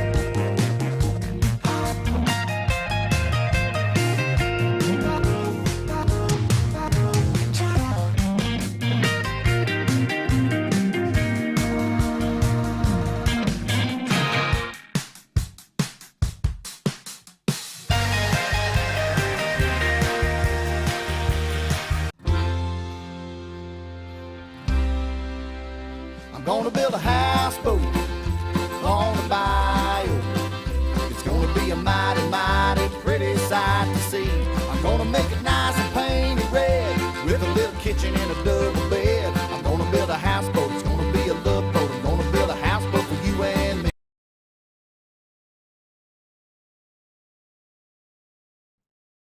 I'd like to pose a very existential question to you two gentlemen real quick before we get into the news. Welcome back to the Giant Bombcast. Do you think the world is better off with you potentially being bad at some things? Yeah. Right? Because like, were you done? Were you done, or was that it? it was mostly because I'm thinking it's probably good for the world that I don't know shit about game development and I am shit at drawing. Because otherwise, what would you do? What are you going to do, Jan? What were you threatening to do? Guys, And then you only guys, stopped please. because you didn't have the ability to do it. guys, please, come on. Guys, Guys, Oh, please. no. guys, please. Come on, yeah, Gerald, Betty, please. Come on. You know, the other thing I like so much about Tears of the Kingdom is a certain character. So, I'll let you fill in the blanks there. Wait, what does that have to do with you being good or bad? I would like to draw, and sometimes your you wanna draw, And then like, sometimes have sex with those Horny drawings. drawings with that chick. Let's in go Zelda. do the news now. I didn't load up the news Dude. music. What's crazy is like you very clearly like self-report all that. It wasn't like you were fucking hiding it. You were Oh like, no, hey, I I'm wanna- very open with everything here. You know. Yeah, Yeah, I got some good news. There's some programs and applications for VR that I can send over to your way, and you can just do whatever you No, need to do. because everyone thinks I'm just trying to be Susio in VR and just live some weird fantasies when I'm just trying to watch movies. Okay. You can I'm watch just a movie with Purra. Oh shit. Yeah. Yeah. damn. What about that? You can watch a movie with Purra while she's doing one of those anime dances. I don't know what any of them are called. I wish I could have pulled one out I'd of my be butt fine right just there. sitting down, just watching Miku Miku Wave the dance. Water for like the 5th time. And then you look God. over, and there she is, just doing her thing. And Yeah, and I think you're gonna live long enough to fulfill all these fantasies. Who knows, do. baby? Who knows? I think we're headed towards that kind of future. So. I like how you said that kind of future and not a bright future. Oh yeah. No. Newsflash: future ain't bright. Okay. oh yeah, it's Hate to, very like, grim. Very Hate grim. to snuff the flame of hope from anyone there. I mean, definitely better to be alive now than like a while ago, but still, future's not exactly bright. It's something, all right. It's something. Grub, news. Time for the news. There's a PlayStation showcase tomorrow. Here's the details. It begins tomorrow at 12. Well, we will begin our talkover actually tomorrow at 12:40 a.m. Pacific time, 3:40 p.m. Eastern time. Join us. We'll be doing that right here on giantbomb.com. They said it's going to run a little bit over an hour. It's going to focus on PS5 and PSVR 2 games that are in development from top studios from around the world. Expect a glimpse at several new creations from PlayStation Studios, as well as spellbinding games from our third-party partners and indie creators. Jan, Bacalar, let's start with you, Bacalar. What do you expect to see at the show? Do you have like a Bacalar lock, a Lockalar? Yeah, I mean, it's the Lockalar that everyone expects. It's high on the important list.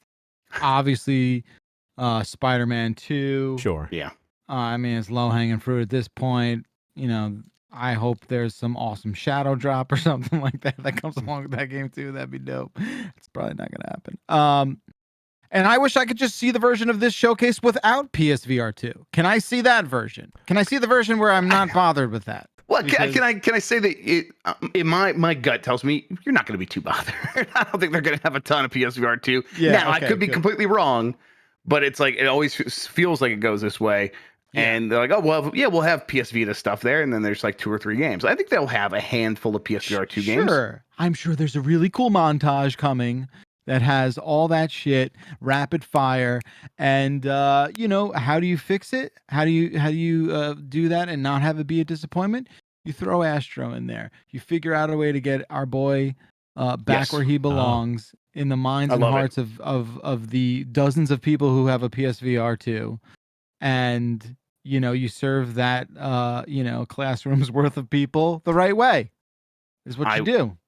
that I would be appreciative of. I would like that very much. Now, Jan, do you have a lock that you think you definitely expect to be there? I don't think I have a certain lock. I don't know what to lock onto here, really. I'm surprised that they mentioned PSVR 2, but I feel like it's just it's one of those like, oh, you gotta mention PSVR 2 here. PSVR 2 is out. Well, actually, okay, it's in retail now. Did you guys know that? No. That it about a week ago it launched I thought in it was retail. Still like a weird way to get it.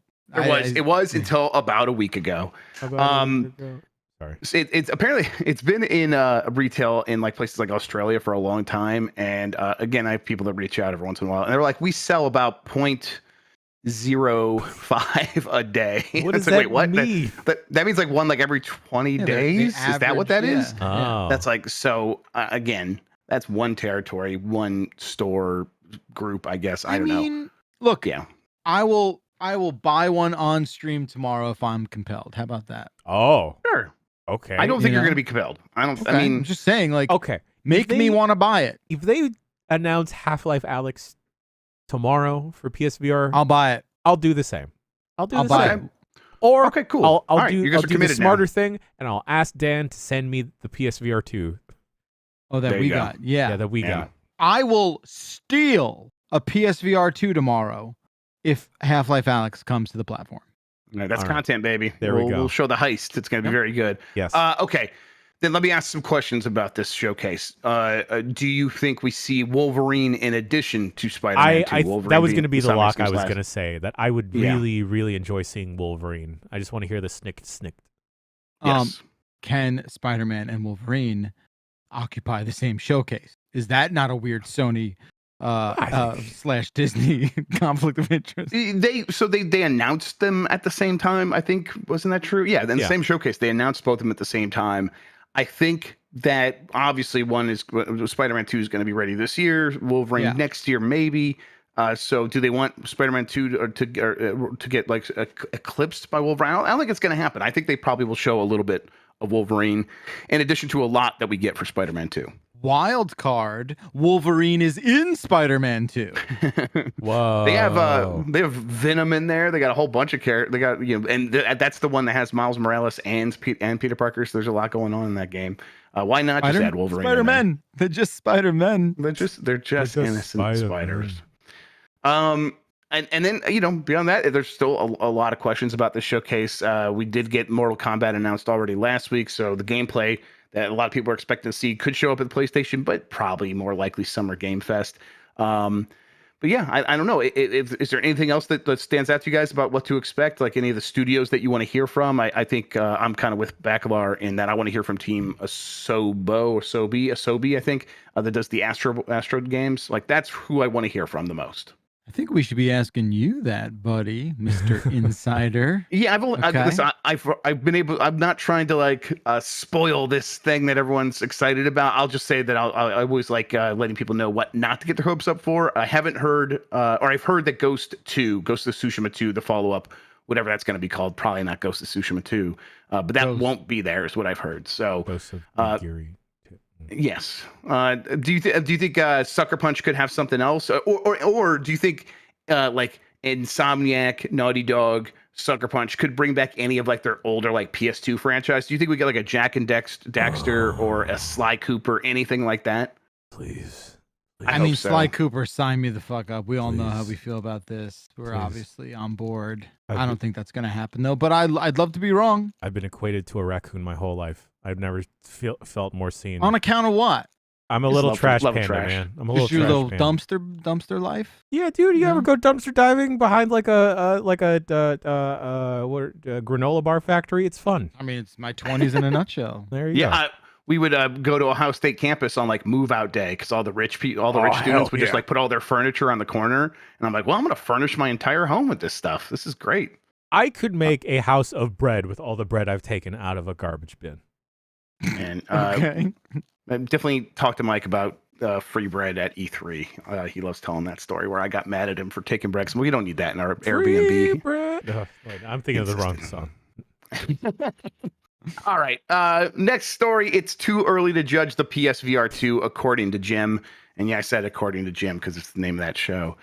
Jim Ryan spoke to Famitsu about a number of topics, but when asked about the success of the PSVR 2, he avoided a direct answer. He said, PSVR 2 has just been launched, so it may be a little early to judge its popularity, but we are happy to see many positive reactions from users and the media. And he's listed some compatible titles, but more than 40 titles have been released since the launch of the PSVR 2. In addition, there are many titles ahead of us in 2023 and beyond. We will continue to push forward so that those who purchase PSVR 2 can enjoy it for a long time, and we can also secure profits. Now, I mentioned that this is now in retail. I would say, like, okay, that's like the real launch now. That's a chance for people to go out and get it. I don't know. It feels like most people don't even realize that has happened. And I don't want to like sit here and like go get my shovel and just bury the PSVR 2 on every show that we do. But it does seem like this thing has had a false start. Sure. Yeah. I really like the headset. It feels very good. Everything works incredibly well, especially compared to the first PSVR helmet. It's great that it's a single cable now. I just don't know what to recommend to folks to check out other than like, oh, you've checked out Beat Saber?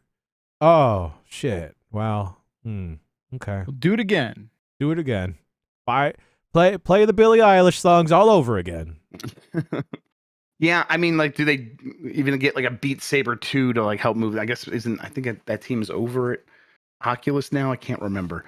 I don't know. I think that this is the make or break, this showcase for the PSVR 2 in terms of long-term interest and support, because a lot of those factors are really troublesome for PSVR 2, something we talked a lot about before. But if they can get Half-Life Alyx, if they can get a Astrobot game and maybe one or two other things, I think they can probably pick up PSVR 2 sales through the end of this year, especially going through the first holiday, especially if they drop the price. Grub, do you have any idea how the numbers are on that Horizon game? Just because I think last time we talked about Horizon numbers that blew my mind. So I wonder if the Horizon freaks showed up in droves for it's a really good point, but no, we don't know. We don't know. Okay. No way to know it. The rumors about the hardware itself is about 300,000 after that first couple of weeks. And that was not like from Sony, that was out of Bloomberg. But and Sony's not exactly out there sharing numbers, and this is what Jim Ryan says when asked about it. So it's like pretty easy to believe that at the very least it's undershooting expectations in terms of hardware. The attach rate for that game, now there's a pack-in, so I bet it's pretty good. I bet a lot of people ended up getting that game. Okay, right. Okay. Always forget about a pack-in. Always forget it. That's like this. Well, it's the $600 version. It's not technically a pack-in because you can get it without it, but like, if you're going to be getting that PSVR 2, you're probably just going to pay a little bit more to get that game. You're going to want a game. Yes, exactly. I guess. The rock climbing was cool.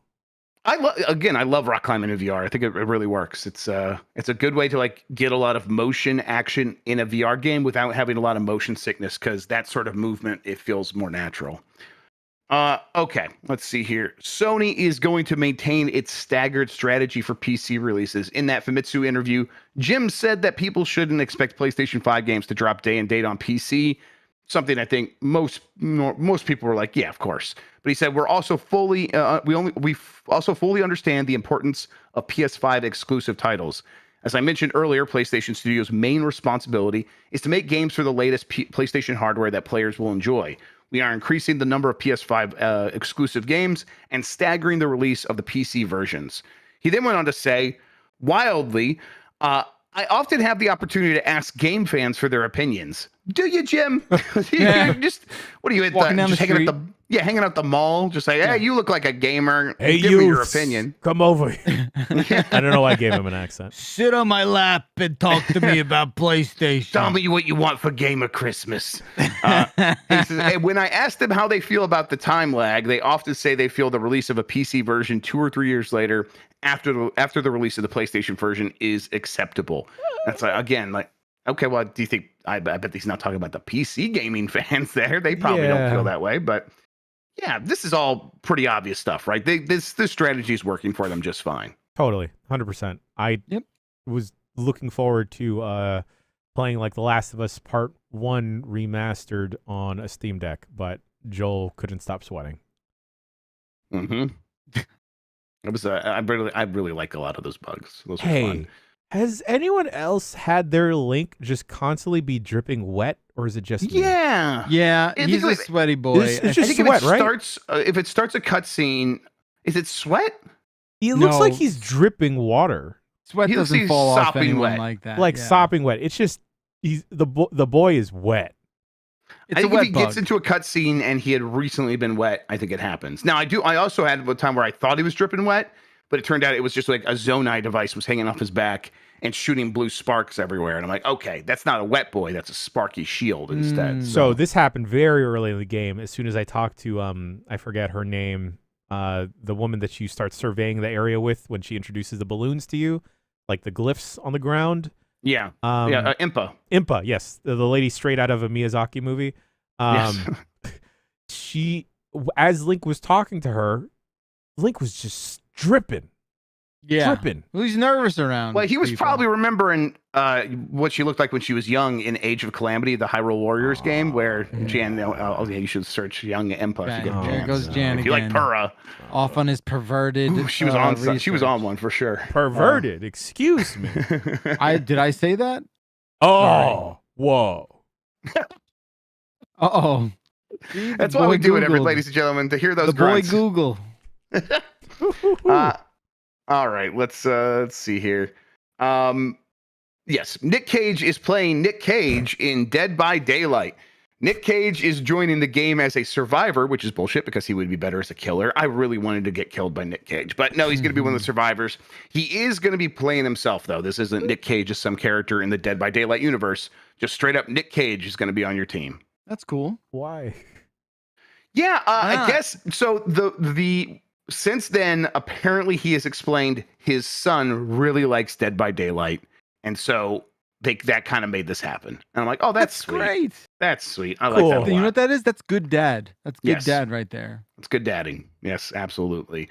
Also coming to the band are the bands Iron Maiden and Slipknot, but not as killers or survivors. They're just going to have cosmetic items based on Which those makes things. sense. I mean, Sure. Slipknot, they are a series of like Dead Masks. by Daylight characters anyway. Yes, that's right. So. And Iron Maiden is just already like mostly merch. Like Yeah. my most of Eddie. my interaction with Iron Maiden is people wearing Iron Maiden shirts. Oh, around me. 100%. So, Yep. yeah. Which hey, cool. Nothing wrong with that. That's pretty cool. Down So with yeah, put some Maiden. survive. Yeah. Nick Cage is fun. I'm He's glad great. I'm still glad he's just He's a being Nick treasure. Cage about everything. Absolutely. He's a national treasure. Exactly. I would go that far. Yeah. That show got canceled. I don't know if he was ever on it. He was I'm like, not. well, that makes sense. Okay. He was not. That's why it got canceled. Take-Two is suggesting possibly that Grand Theft Auto 6 could come out next year. In a conference call with investors, Take-Two said it is expecting to make a lot of money next year. Here's the quote. Looking ahead, fiscal 2025 is a highly anticipated year for our company. For the last several years, we have been preparing our business to release an incredibly robust pipeline of projects that we believe will take our company to even greater levels of success. In fiscal 2025, we expect to enter this new era by launching several groundbreaking titles that we believe will set new standards in our industry and enable us to achieve over $8 billion in net bookings and over $1 billion in adjusted unrestricted operating cash flow. We expect to sustain this momentum by delivering even higher levels of operating results in fiscal 26 and beyond. So to put this in perspective, I believe last year they made somewhere around $5 million in net bookings, and that was a record for the company. It was about twice of what they did before. So What's net bookings? That's just like net bookings is basically just revenue. It's another way of saying revenue, but sometimes it counts things that they're booking from like next year and stuff like that. It's just a slightly different way of calculating revenue. But basically, it's just revenue. It's the money that they're bringing in, not profit, just revenue. But they're expecting, $1 billion-ish in profit as well. So they're like doubling what they were almost doubling what they did last year, which was doubling what they've done in previous years. And really the only explanation for that anyone could really think of is a Grand Theft Auto game. A new Grand Theft Auto game is going to launch. And that lines up with like we've been hearing for a long time. Oh, yeah, that this is in the works. So this is fiscal 2025. So that's going to go into March of 2025 is when that would end. So anytime in that time zone. And I could totally see a GTA 6 by March of 2025. That's almost sounds like the right timeline for that. But is that what you guys think? And how much stock should we put into this? Should we really believe that we're going to be playing a GTA 6 game in the next year or two? I think it's 100% possible. Has GTA Online made it to mobile? No, and they haven't like decoupled it from Grand Theft Auto 5 in any way yet either, which is like, is that something they need to do, or is this Grand Theft Auto 6 just act as a new client going forward? Probably. That's probably how it works, but no, it's not on mobile yet. Because I could see if it eventually comes out on mobile in a standalone portal or whatever, launcher, game, whatever, I could see that shit raking it in. Like hand over fist. Well, I mean, that's exactly what they're implying here. Let's say if this is working out the way it seems to be on paper, is fiscal 2025 Grand Theft Auto 6, and then they expect more money in fiscal 2026, probably because two reasons. They will then launch a PC port, because it probably won't launch on PC, something a lot of Rockstar games have done before, where they launch on a console, then the PC version comes later. And so like they'll have that boost, and then on top of that, they probably will be like, and we're going to be making even more money from Grand Theft Auto Online as GTA 6 grows and grows and grows, just like GTA 5 did. Should we check out GTA Online? Like, we don't have to do like, the stuff that Crime Crew did, but like peruse around. I would like to together? have some familiarity with it. Yeah, that'd be like just kind of like. You do not have to ask me twice about that. Okay. I know we're a little late to the party there. Hey. Yeah, but I mean, I would like, let's go in there. I think we could play poker and stuff. There's a whole casino in there, Jan. What if we just spent all our time in the casino in GTA Online? Say less. What's the RPG stuff? No Pixel? What it's called? Wait, what do you mean? Grenades? Yeah, I was thinking Rocket Propelled Grenades. You mean the role play servers and stuff? Yeah. You want to do a role play GTA? Okay, that might be a a good, because that would be different than Crime Crew for sure. I want to do that, dude. It's the biggest role playing service. What if we? Okay, let's look into like what it would invited. take. It's like impossible. I think Andy Milonakis owns it or something.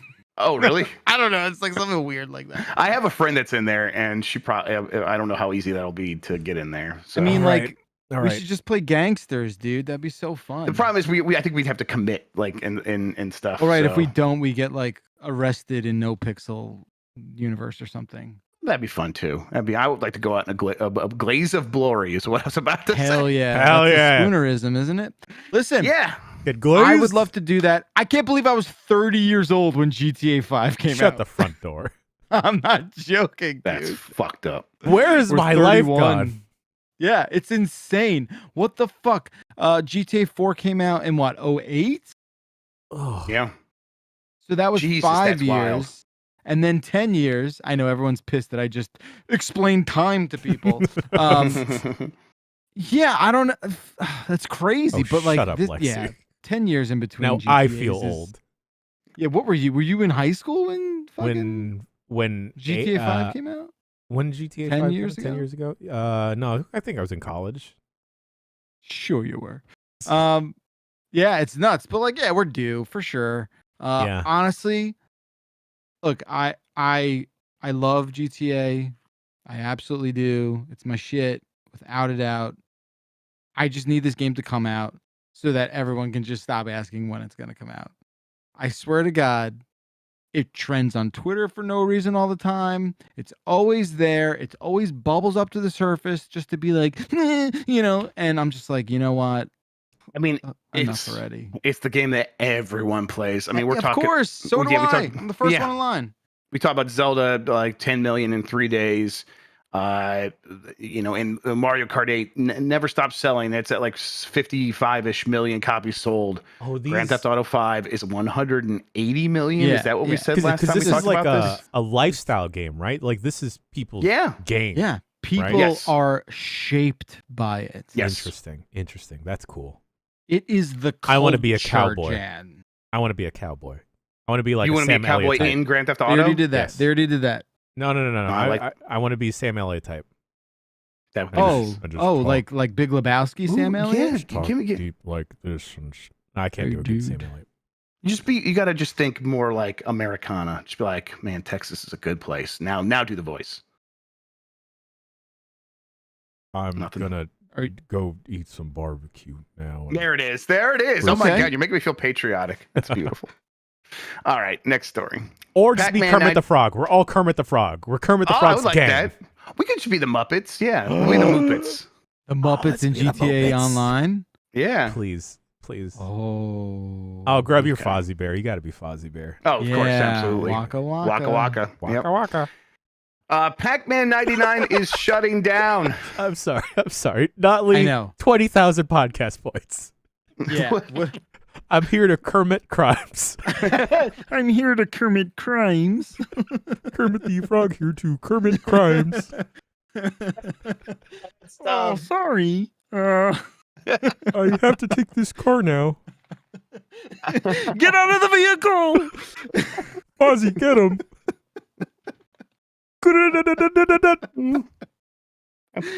Kermit the Frog here. I'm going to pop a gat in that ass. I think we found our crossover, gentlemen. is. All right. Shit. Nintendo taking Pac-Man 99 down. It's weird. This is one of the things they added to Nintendo Switch Online, but they have given a timeline of its death. August 8th, the option to buy custom themes will be removed. September 9th, the option to buy the Pac-Man 99 Deluxe Pack or the Pac-Man 99 Mode Unlocked DLC will be removed. October 8th, the main game and free custom themes will be removed from the eShop. Online services will end. You can then play it offline. Okay. What is it? What is it now? No. I'm still popping over Kermit crimes. Oh, yeah. Of course. It's too good. It's God. too good. Yes. We very should good. get leather jackets with Kermit the Frog's face on the back. Yeah. Oh, my God. Now I really need this. God, we Yeah, just have like okay. green bandanas and everything. Mm-hmm. Hell yeah. Kermit crew. Kermit crimes. Yes. I love Why, Grub? Why can't they just keep it going? Yeah, right. It can't cost that much. It's probably something that they but it's probably just like enough that they're like, it's annoying. That's a weird thing to have on our profit and loss. Let's just get rid of it. So they're just gonna drop it. Look like, oh, it's just so, it seems so petty, right? Yeah, but it's it's one less feature now that you have your Nintendo Switch Online member. Like one less thing you can play. yeah, but, It wasn't Exactly. around that long. No. It wasn't like Yeah. this is like the 10-year anniversary. We're sunsetting Pac-Man 99. Shit's like Yep. 3 years old, right? This is not the first thing they removed. They've previously removed Mario 35, but they said up front that was a limited time thing. That was part of their limited time Mario Limited anniversary. time shit. Yeah, this is not that. This is not limited time. This is just them being like, oh, we're done with 2 that. years. Actually, yeah. 2 years. That's it. So Tetris 99 is still running, but it makes you feel like, man, if Tetris 99 gets a little bit less popular, do they suddenly pull that too? Seems possible. All right, Nintendo Switch Online Plus expansion pack is getting 3 new Mario games. Well, old Mario games. Super Mario Advance, Super Mario World, Super Mario Advance 2, and Yoshi's Island, Super Mario Advance 3, which the naming scheme on that is just a gorgeous mess. It is Yeah. so wild. Because it's like, That ain't right. even the Mario Advance stuff is kind of all over the place. Whatever. These are basically just the Game Boy Advance games are these games that you could already play on the Nintendo Switch Online service and in other places. Super Mario Advance 3, Yoshi's Island, and Super Mario World, they're a little bit weird because they have like that zoomed in screen and you can't see as much. So they are just kind of worse versions of the games you could play on the Super Nintendo. Super Mario Advance is Super Mario Brothers 2, and they have some extra stuff in there, like some extra animations. And I think that's the one that has the voice acting where like every time Luigi jumps, he's like, wahoo, wahoo, wahoo, wahoo. And it's kind of incessant, but I also kind of like it because it's so insane. So I'm like, I'll check that out. I think this is maybe more interesting because they had not previously announced that they were going to do these games, and they dropped them out of nowhere. And there are still other Game Boy Advance games that they said were coming, like Golden Sun, that haven't shown up yet. So it's like, oh, they still have the ability or the capacity to just sort of bring these games out of nowhere. So I wonder, do you guys think they did this because the Mario movie is popping off so hard? They're like, let's just get some more Mario stuff out there, no matter where it is. Yeah. Seems to make sense. Yeah.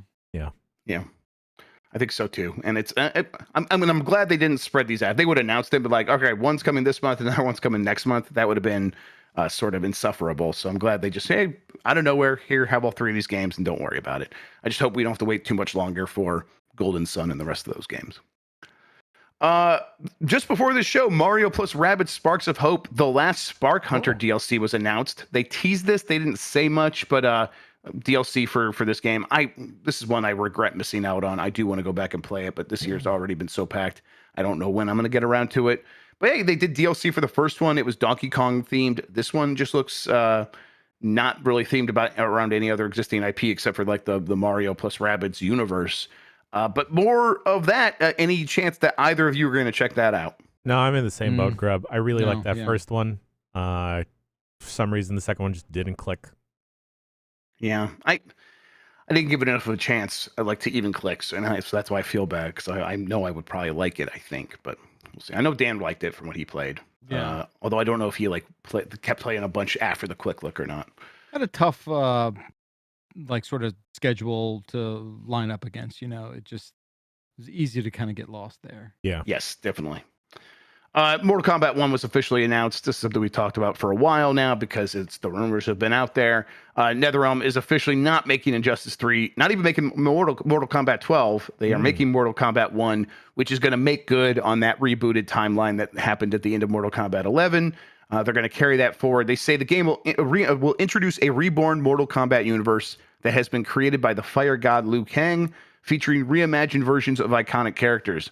Those characters include Liu Kang, Scorpion, Sub-Zero, Raiden, Kung Lao, Katana, Melina, Shang Tsung, Johnny Cage, and many more, according to NetherRealm. If you pre-order the $110 premium edition of the game, players also get early access on September 14th, much in-game currency, a Johnny Cage skin styled after Jean-Claude Van Damme, which sounds amazing. Yes, that's very cool. It's something like the character was based on Jean-Claude Van Damme way back in the day, and they always wanted him in the game. Now they're able to make that happen. Also gets you early access to 6 new playable characters and 5 new cameo fighters. Those cameo fighters were probably leaked by Amazon and there's 6 here, so clearly they're going to go beyond these 5, the original 5 they're talking about. Quan Chi, Ermac, and Takeda, excuse me, who have been in previous games, as well as Peacemaker, Homelander, and Omni-Man. Homelander from The Boys, Omni-Man from Invincible, which I love. That's so cool that he's in there. I hope they get J.K. Simmons to do the voice acting for him. That would rule. That'd be cool. I mean, even Peacemaker. That's fun as well. Peacemaker, I really like that show on HBO. What's a cameo fighter? So I think this is like it's this. Okay. Sorry. Right. So no, but I think this is something they've done. So they've had Rambo in there, and they've had Terminator and stuff like that. Arnold Schwarzenegger. I think they are like sort of defining that more resolutely. We're like, we are going to keep doing stuff like that, and all these other things can exist in this cameo fighter zone. I just see that word, and I think of cameo. Are you thinking of the Xbox 360 launch game Cameo? You're goddamn right. I wasn't conflating the two. I wasn't like, oh, they're gonna have a rock man in this. No, I wasn't like thinking like that. Oh no, the cameo fighters are the call-ins. Okay, right, excuse me. It's just the dumb K and C thing that this thing does. Also, while I discovered that, I was like, imagine they spelled combat correctly. Like, I feel like it would change the perception of this. Yeah, I wouldn't know how to act. I would be like, I would be confused. Hurts it's my like brain. it's like when I searched Young Impa. Yeah. Right. Like, yes. Oh man. Ermac was. Ermac. Yeah. He's a robot, right? That sounds right. Yeah. Cyborgs. Yeah, I thought he was like a variant of robots. the Sector and the fuck's the yellow guy?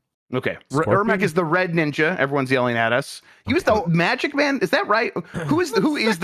Is Smoke the thing you're thinking of? Bacalar? No. Sector. Cyrax is the yellow boy. Cyrax. Okay. All right. I thought Sector was the red guy. Real quick, cameo fighters are the call-ins. This is the game that's going to have the ability to do like Sector is the red guy. Sorry. In the middle of your fight, you can be like, "Hey, come in and help me," and someone will jump in from the side of the screen, sort of like Marvel vs. Capcom 1. So, cameo fighters that might not be the list of the characters I read. Those might actually be playable characters and not cameo fighters. So that might have been kind of conflating some things. Either way, I hope Omni-Man actually is in there and is playable. Yeah. Yep. Okay. We need to do a tier list of Mortal Kombat characters so that we can get really familiar with them based on images from a Google search. Oh yeah. I'm at the Mortal Kombat fandom page. It's not loading, but I'm trying to get there. All right, let's get to this next story. Lots of Final Fantasy 16 previews happened. I will say, based on glancing at many of them, reading a handful, and watching a couple of the videos, previews are very high on what they played so far. The focus of the game and of the developer seems to be on the story. And they said they made that the focus because Final Fantasy 15 was so criticized for having an incomplete story, and Square Enix wants Final Fantasy to be associated with the best storytelling in gaming. Sure. They go on to explicitly call out God of War as an inspiration for their combat. They even mentioned the original God of War as being a big part of that. So, like going back to the PlayStation 2 games and stuff like that. Director Kazutoyo Mahiro is creative director and writer on the game, so they can unify the vision of both sides of creating a game and the gameplay and the combat, as well as all the writing. One person's doing that so they can have that unified vision. Mahiro previously worked with Yasumi Matsuno, the visionary behind Final Fantasy Tactics, Vagrant Story, and Final Fantasy 12. And he says that Matsuno was an inspiration. But another inspiration is that Final Fantasy 16's developers had to watch. They were required to watch Game of Thrones. Producer God. Naoki Yoshida wanted the upcoming Square Enix RPG to have a similar feel. Devs were literally required to watch the show. The last season God. too, or I hope not. Listen, not without hazard pay. yeah, that Bad doesn't inspire confidence with if they have to watch the whole damn series. Like, what about just watch a selection of these 5 episodes? Yeah, they probably are like, just watch the first season really, because they're gonna go for the look and feel. But everyone was losing their mind when I was just like, hey, clearly they were inspired by Game of Thrones. TV is American TV is really popular in Japan, so it's just so obvious. Like, oh yeah, at the time that they're making this, Game of Thrones is popping off, and so when they're like, hey, what should we do for the next Final Fantasy? Well, obviously, it should be kind of a lot like Game of Thrones. And there's like touchstones in Final Fantasy's past, and a lot of the stuff like those other games that I just mentioned, Final Fantasy Tactics and Vagrant Story and Final Fantasy 12. There's elements of that stuff in those games. So yeah, let's have that team that worked on that stuff, or a lot of the people that worked on that stuff, go make our Game of Thrones in Final Fantasy. Of course, that's the way it worked. But you tried to say that before they admitted it, and people lost their mind. And I'm just like, I'm here to sort of do a little victory dance for everybody. So this is what it looks like. Get used to it. There you go. There you go. Yeah, well, I'll give it to you next time as one. well. That's a free Wow. one. That's free. Next time you're definitely gonna have to pay. Square Enix also is discussing. They've discussed in the past ditching numbers for the Final Fantasy series. They said a lot of players are going to come in and they're going to look at it like a comic book where you have to read from the beginning to know what's going on. It's hard for marketing because every number title that we release in the series, we have to go into it like, it's okay, you don't have to play the rest of them. That's actually something that I've discussed with higher ups. Maybe it's about time we remove the numbers from the title. For example, you have Final Fantasy 14. You get a new player coming in and it's like, wait a minute, why do I have to play Final Fantasy 14 if 16 is out? Why don't we just call it Final Fantasy Online? Just get rid of the number altogether, and that'll make it easier to understand. Whether Final Fantasy 17 or Final Fantasy 18 should have a number or not, that's going to be on whoever has to develop that game and whoever's in charge of the branding. So that's their problem, not ours. I think he's right about Final Fantasy 14, although at this point that game is so popular it doesn't matter. But it's like I could see in a world where like they were like, trying to convince a new person to come in is difficult. So maybe we should just call it Final Fantasy Online. Like obviously they don't do that now, but I think going forward, I don't know. I think they will continue to flirt with it, but I don't think they'll ever actually get rid of the number. What do you think, Bacalar? I don't know. I can't speak intelligently about stuff like this without being like, oh, this is the thing I would ask Grub about. Well, that's fair. But I mean, if you're like looking at the store shelf, like you think most gamers are pretty savvy, right? 100%. Yeah. Yeah. I mean, I like to make fun of them that they're not, but I think as individuals, yes. That's right. As a group, gamers are very stupid. We know that. Yes, Yeah. Of course. without a doubt. The What do you gamers. think, Jen? I mean, I think I've also heard rumors of this for forever now, but I don't know. I don't want them to do it. I don't want them to abandon the numbers just because, I don't know, it feels like a legacy thing of like, whoa, I know that this is Final Fantasy 16, but there's been more than that. But I also think gamers can and should be savvy that you don't, with a Final Fantasy, I feel like it's embedded within culture enough that you know that you don't have to check out every single title. It's like it's just naming conventions just get out of whack after a while, and you just have to sort of like, there is a need to do this. There is a need to sort of like reset the whole sort of process after a while. Right, but I think that need is is based a little bit on the fear of like, I mean, like, yeah, but Marino said, Vince McMahon says the numerals make the game feel old, pal. Where it's like you're doing it because you think that the number doesn't imply a sort of continuity of value and importance for the series anymore. And you're like, okay, let's start fresh and get rid of all that old stuff so we don't have to worry about carrying forward any like expectations. And Final Fantasy's done such a good job of being like, it's still Final Fantasy, but even though we're gonna leave everything behind a lot of times, and sometimes it's like what even needs to be in there. They talked a little bit about that, and they said the kind of things like, oh, it has to have the best story and the best graphics. Like that's what makes it a Final Fantasy. And I think that's kind of where people are at with it. Like the expectations are high for the level of quality of all the stuff in there because it's Final Fantasy 16. And if you were to put out the next one and it was just Final Fantasy : something else, to me it would be like they blinked. They were afraid of their own legacy. And I think they should never put themselves in that position where they're actually afraid of that. They need to embrace it. That's interesting. Yeah, because I think with like I've never felt that Final Fantasy Tactics or Tactics Advance was a mainline series game. It always felt like a spin-off game rather than a full-fledged Final Fantasy game. Like it just has elements of it. I don't know. I also think there's something novel for the fact that there's a Final Fantasy X, Final Fantasy X-2, Final Fantasy 13, and then just all that jazz. It's just like, it's funny, it's goofy, like. And there's like 10 Final Fantasy VII spinoffs at this point, and yeah, I mean, I think it's cool to have like these pillars that like you start at the top with 1 through 16, and then if you want to go deeper in any of those universes, a lot of them have spinoffs that go deeper, especially as you go further into time. So. For some reason, it's a cool way of doing things. Yeah, for some reason, the timeline feels more muddied with the earlier Final Fantasy games rather than the later games like post 6. Mm-hmm. That's right. Dan said he put Final Fantasy AC, BC, CC, DC. Was it Advent Children, Before Crisis, Crisis Core, Dirge of Cerberus, Ever Crisis? That's where they're at right now. Yes, right. Yep. Circuit City. All right, last story here. Former Battlefield creative directors opened a new studio. Former Battlefield creative director Lars Gustafsson, yes, there we go, has announced the formation of a new game development studio, TTK Games, which, of course, TTK is Time to Kill. Co-founded by 4 EA DICE veterans, the Stockholm, Sweden-based studio says it has secured significant funding coupled with creative freedom and is currently working on a next-gen online shooter. TTK Games CEO and creative director Gustafsson worked at DICE for 22 years, where he was known as Mr. Battlefield, having helped shape the franchise from its beginning until he departed last year amid a major studio shakeup.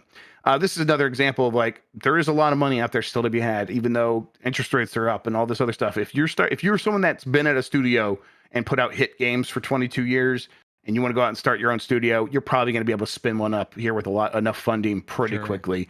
And this is not the first one that come out of DICE to do that. Patrick Soderlund, he was an EA executive, but previously he had been at DICE. He went out and started Arc.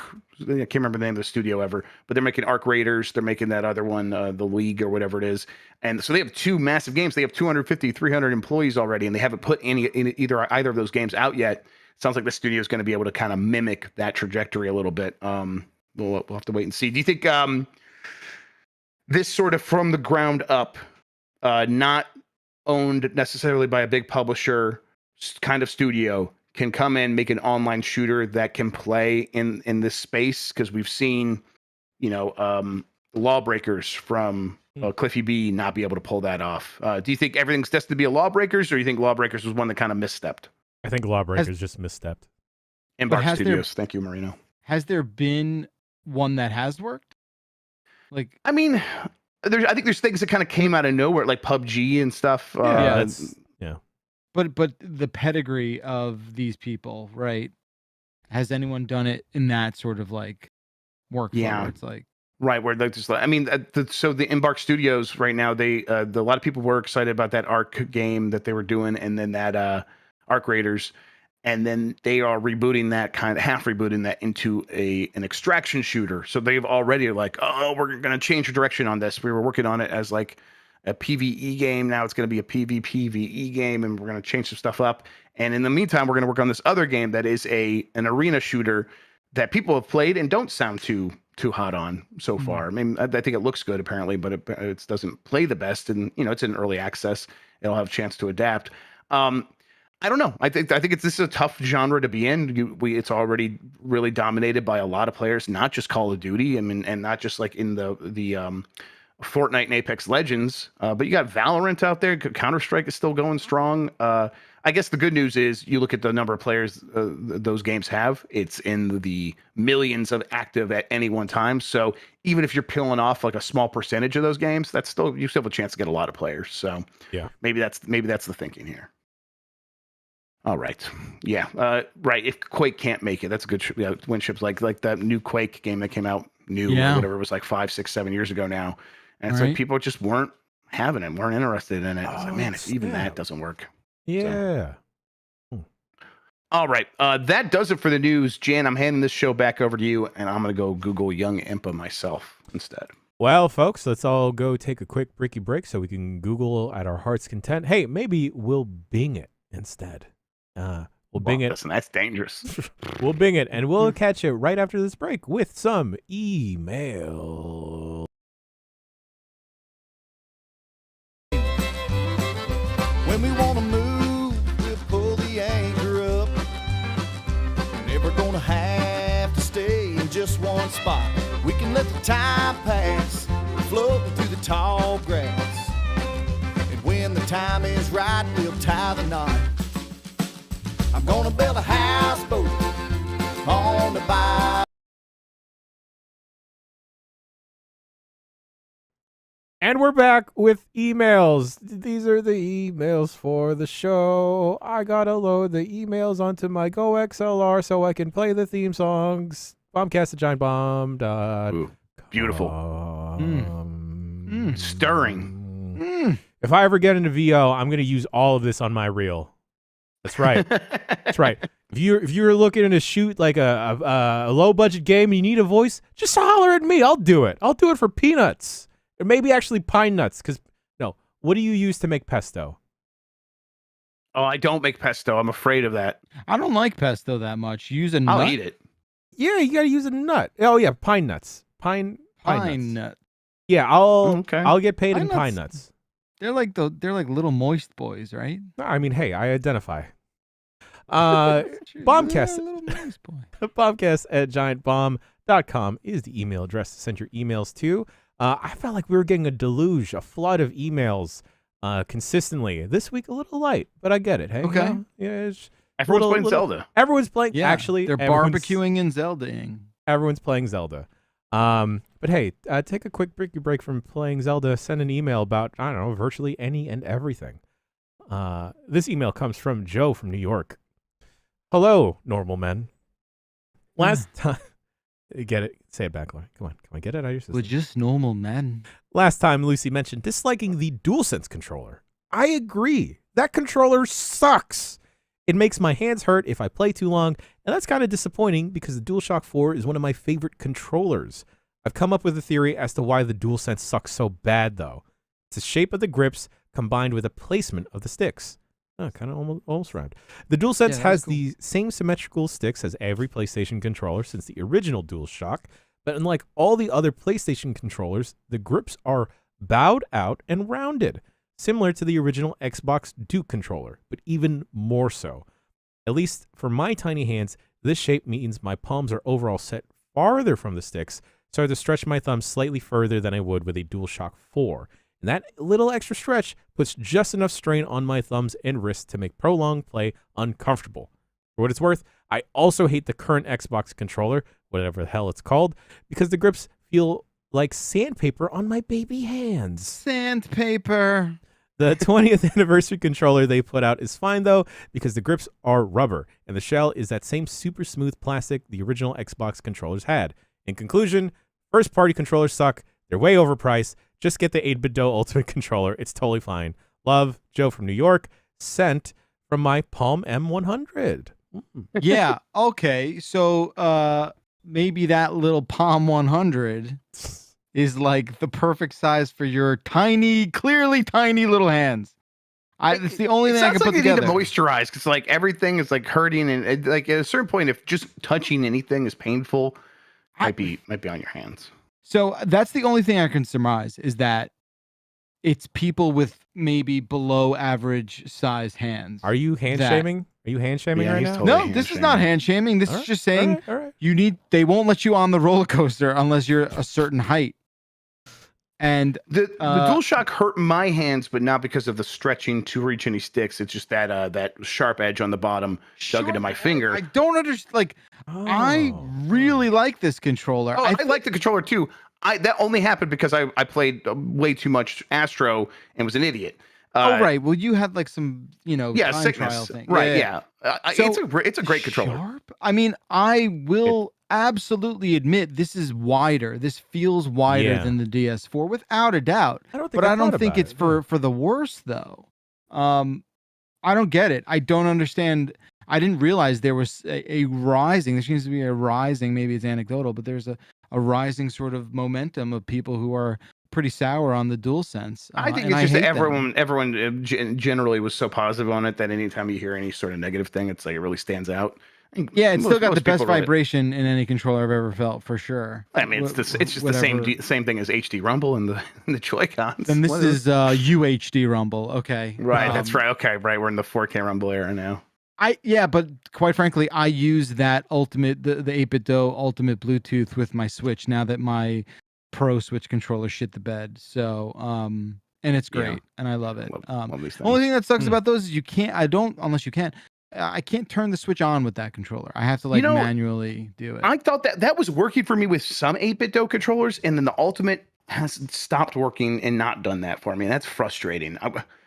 I know Nintendo's first-party controller definitely does it. I thought they had figured out to let third parties You have open to it. shake it. Don't fucking lie to me, Bash.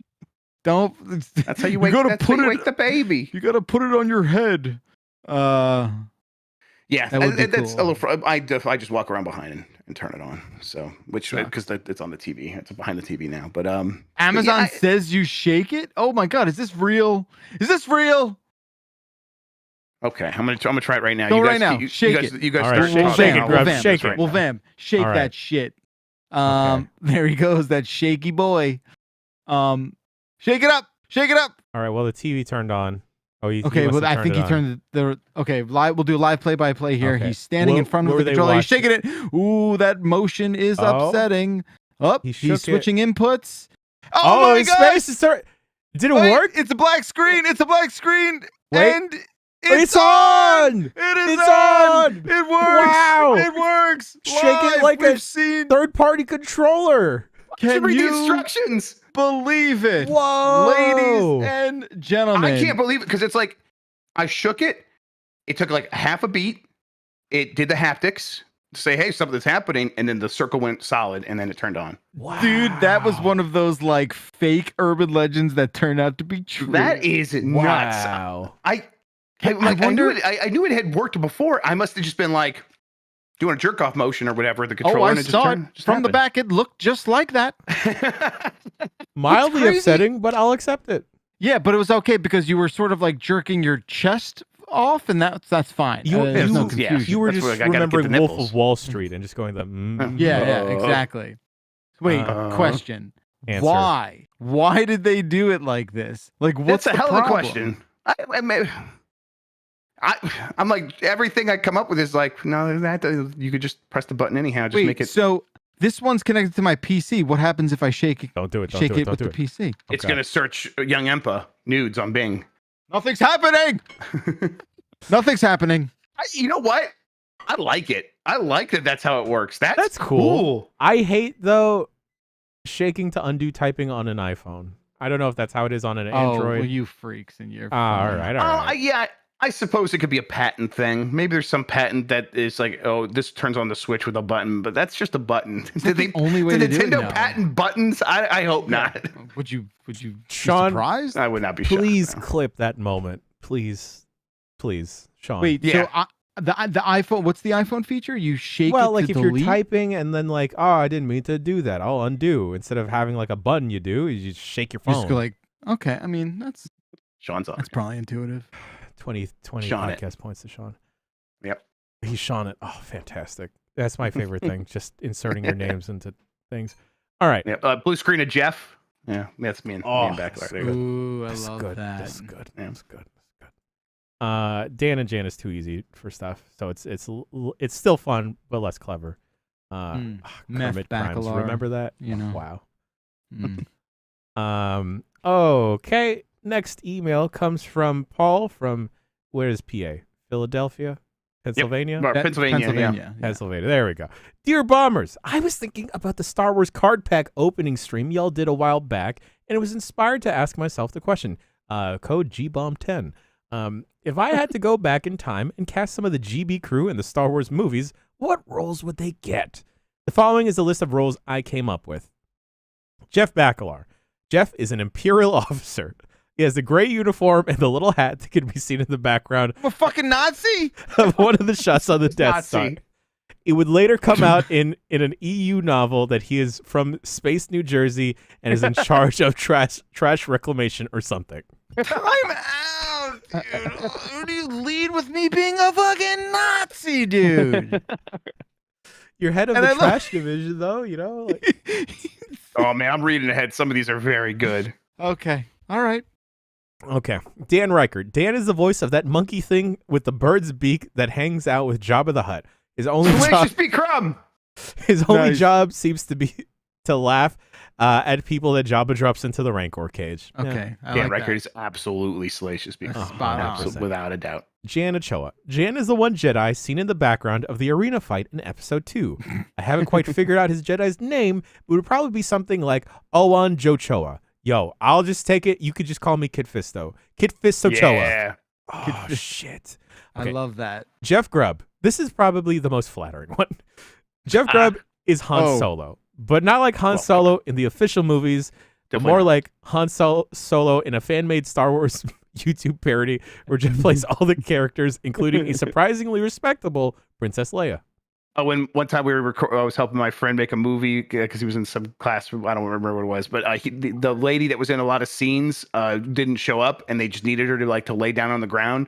And I had my long hair, so I just kind of faced away from the camera and had my long hair. And it was I played a pretty respectable lady in that Vampire the Masquerade fan film. So this all tracks, is what I'm trying to say. Fantastic.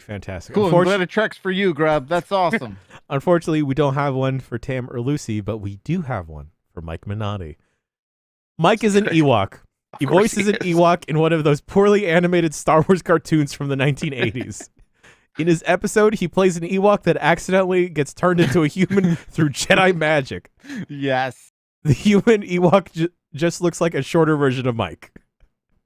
Grub, how tall is Minotti? Minotti's tall. 5'2". No, he's 5'11" basically. Yeah. No shit. I was Yes. not prepared for No, that. everyone thinks he's got short guy energy, but nope. I He's, know, I He's think- just like half an inch shorter than me. God damn. Okay, that's gonna Every complicate time, Mike. things Every in time the this future. happens. I feel like, am I the It's shortest his person camera in angle. games His and camera angle. He shoots himself from below, so look, Yeah. he looks shorter. Can we just rewind a little bit? Can we just walk things back a little bit? Yeah, The absolutely. literal endlessness of the Star Wars universe with its incredibly colorful planets and universes and species and humans and aliens and all this. And I'm the fucking gray Nazi? I don't think it's so much the Nazi part. It is the little hats. I think It's it just might the little be hat. You gotta have How your many hat. characters You gotta have have your little hats? hat. And that's a fucking yarmulke joke. Okay? Okay. Well, It's got the little bill out front. I don't know if that Yeah. counts. No, that would be a dope yarmulke, actually. That would be I would like a space yarmulke. for This sure. That would be cool. feels unimportant. Wow. wow. All right. Wow. Just like Start Star ranking Wars in emails general. on the Jeff Beckler importance scale. No, this is fun. This is fun, but I'm not an Imperial officer. Thank you, though. No, but you're definitely in charge of trash reclamation from space. Oh yeah, well we That's got it. The cool. garbage got to go somewhere. Gotta go. you know? Someone's got to Gotta take pick care it of it. It's up. a dirty job. Somebody's got to do it. Yeah, that's all. They finish. I just realized that this email's too long and probably should have been in forum posts. No, it's fine. Send your long emails. Oh, well, it's too late now. I've already sent it and I've already read it. Live long and prosper, Paul from PA. Okay. Thanks, Paul. Thanks, Paul. All right, last you. email of the show. Let me just change this real quick. Comes from Mike already looks like what I expect the Ewoks look like underneath their suit. Oh, Like- Jesus Like, Christ! if you just take the suit off and then do the soft face, it would just look like Oh my Mike god. Minotti. Actually, Mike Minotti as Peter Jackson from that Halloween where he dressed up as Peter Jackson. You know, he tweeted that photo of himself dressed up as Peter Jackson. It makes a lot more sense when you're surrounded by like the entire cast and crew of Lord of the Rings. Yeah, but I'm sure he just like went to Subway by himself that way too. So we have to reenact or repose as like at the end of Return of the Jedi, where they're getting the honors and the medals. Yeah. All right. Last email comes from Lexi. Hey, Bomberinos. Today, Xbox put out a press release titled "Find Your Niche." 3 extremely unexpected new game collections arrive in Xbox Game Pass. They are 3 groupings that you can now find in your Game Pass recommendations. One is Cute X Chaotic. That has the Neon Abyss, Tunic, Alice Danganronpa, Persona 5. The next is Wild Weapons with Kill It With Fire, It Takes Two, Plants vs. Zombies, Garden Warfare 2. The final collection is We Demand You See Our Legs with Deathloop, Rainbow Six Siege, Back 4 Blood, Halo Infinite, etc., etc. This Newswire post raised a lot of questions for me, like, what weird ways would I collect games together and recommend them to people? So I'm like, what's up with Game Pass these days? And boy, being on an internal editorial team that pays way better than any freelancing or staff writing position at any news publication sure does sound appealing sometimes. The last one isn't even a question, but feel free to answer these. And have you ever demanded someone sees your legs? Lots of love, Lexi. Yeah, just with that 360 cam looking at my milky thighs, definitely. Oh yeah, I didn't delete that footage. Oh, thank you, folks, for inserting a Photoshop of Mike Minotti as an Ewok in the Google Doc. Oh, that was fast. Wow, it's like someone had that ready. Yeah. From a personal collection. Right. I would have a collection of like, these are wet dudes. Ooh, okay. Yeah. Yeah. Any sopping wet dudes. Sopping the wet collection. dudes. Yeah. Oh, and Whether that could like work too, physically or emotionally. but that also works with like a lot of those games that were like, especially early 360, where everything just looked soaking wet. Like every environment you went to, like Condemned is the shiniest, wettest game ever. Oh yeah. Like, you know. Yeah. Give me the wet collection. My collection of games is just any game that has a shaft that you can crawl through. Shaft any games. game that shaft games. The HVAC. Yeah. Yes, okay, the HVAC series. Absolutely. Any game like that, it's probably going to be one I'm into. So yeah. Oh, maybe perhaps walkie-talkie games where you're walking and talking to someone. So that's like Okay. all the Gears, Batman's. Yeah. All the games you can't jump in. Oh, that's good. We would need a curated collection for you, Backlar, of what is important. Right. The most important collection. The most important games. Yeah. We license out a badge too that you can put on your box. There you go. Yeah. It's a physical badge though. Yeah. And E3, everyone gives out their awards and stuff for Summer Game Fest. We should get Jeff Bacalar important badges made, and you can hand them out to developers. Or we can hand them to developers on your behalf. Thank you. I have a button machine. If I can expense nice printing at a FedEx Kinko's, I'll do it. I'll make them. All right, here we go. Please do. All right. Placards. Approved. Go. Oh God, I could just imagine like, hey, Ed Boon, great to meet you. Fantastic. Love Mortal Kombat. Here you go. This game's important. This game's important. Important pin. Is this the space Nazi guy? What's up with this little yarmulke hat? All right, that about does it for necessary? That about does it for emails. You can send your emails to bombcast@giantbomb.com. Send your emails about virtually any and everything. It doesn't have to be gaming related, but hey, it's cool. Folks, now is my favorite part of the show. Is it? It's like a marathon, you know. I gotta stretch. Here We're getting we to go. the shout outs. I'm not gonna let anyone. I'm not gonna relink the doc here. Shout outs to Shitting Your Pants for Fun and Profit, Jan's partner for graduating, GGGG, Jan for also having a master's, Jeff Gersman with baby 3 on the way. Let's go. I'm growing an impressive cannabis plant in my cabinet or in my basement. All the dads and grads out there may have podcast points. It's not my birthday. Can I trade podcast points for tickets to Summerfest? Should I order pizza or make coffee? Why not both? Jan is a Green Power Ranger. Ranger. Red for life, baby. Jan for setting up the new PC but needing to reinstall everything. Persian ground beef kebab. Nintendo for making so many hot birdmen. This is wild. Give us points, Jan. Griffin and Thor, such good boys. Go read Chainsaw Man. I want enchiladas. What's up for nachos? Knuckles, the enchilada. Power on the toilet. No spoilers. Snape killed Dumbledore. Final Fantasy XXX. Rosebud is a sled. Lord of the Rings. Gullum. Live free, die Gullum. Power pole, extend. Shout outs to me losing my job, but being here for this podcast. Also, don't worry, I have backup plans already in place. Update, just got a job offer while listening to this podcast. Let's go. Nice. Sub shout outs to you, Godspeed, Weird Fans, Janime, Brimmed Yamakas, Dr. Kawashima, all the Ape Escape summoning circles out there for tomorrow. Abolish all Ape Escape. Ape prisons and defund ape nets. How many gay cheetahs gave their life for that Play It Forward episode? Coming out soon, I swear. Pokemon Scarlet Violet still not having a release date for home compatibility. Satan, our Dark Lord, vests. Yelling on the rooftops to bring EA to bring NHL to PC. Vestments. Treats of the Kingdom. Friendly reminder about Jolly Spaghetti and Chicken Joy. That's all. Who up playing with a Ultra Hand these nuts. Mile High Mud Pie. Sea Level Soil Devil. Burger Dicks. Jeff B's British accent voice. Goodbye, Ruby Tuesday, isn't it? Wet Links. Jan for not loading up the news music and gracing us with the acapella version. Nick Cage for saying yes to basically any project. YouTube link. Young Impa, Old Impa, committed crimes. The Muppets take Liberty City on these Sesame Streets. Krim Henson, fuck, I forgot humanity. The hit MMORPG Final Fantasy XIV with a free trial that has no limits on playtime and includes an award-winning Heaven's Ward expansion. Any homies I'm going to see at Fanime. This is me, Jan, reading these words and saying anything I say is binding. I wish. Seeing Carly Rae Jepsen in concert next week. Oh, hell yeah, dog. Not paying $1,500 for T-Swift resale tickets. Miles Morales for the and Spider-Man 2099 in the Fortnite store, paying $1,500 for T-Swift resale tickets. Your mom in the Fortnite store. Shouts out Spacey Yamaka, Kid Fistachoa. Mike began his career as a Jedi, but the mental toll told the job proved too much to be our brave adventurer. He now writes and plays games, seeks the middle ground that allows him to do both living rather than distracting them for the week he's getting paid for. Purra or Zelda, what's a shirtless boy to do? Getting a script for Adderall. The end? And that is the end of the shout-outs. I'm going to go take a nap. That is it for the Giant Bombcast. What do we got for the rest of the week, boys? We got If You Shake Us, It Turns Us On, baby. That's how it works on this show from now on. Also, Game S Mornings for the rest of the week. Please tune in for all that. And then we're going to have are we doing Four Swords Fiesta this week? I think that's going to happen right before the PlayStation Talkover. So if you tune in for Four Swords Fiesta, Connectivity Compadres, just stick around with us. We'll go right into PlayStation Talkover. And then on Thursday, we are going to be playing something in place of Blight Club, but it might be Blight Club adjacent. We can't talk about it yet, though. So look out for that. Anything else? Play It Forward. Michael Thorne is nearing the end of his journey. That episode was supposed to come out yesterday, but it will come out today.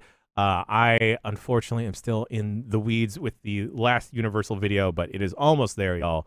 I thought about doing something, but then I wound up being too complicated, so I'm just going to circle it back and just rein it in. I also just kept replaying a certain clip to myself over and over and over and over again and just popping myself. Voicemail dump truck as per usual, UPF as per usual. Folks have been asking why the earlier start time. We just decided to start UPF earlier.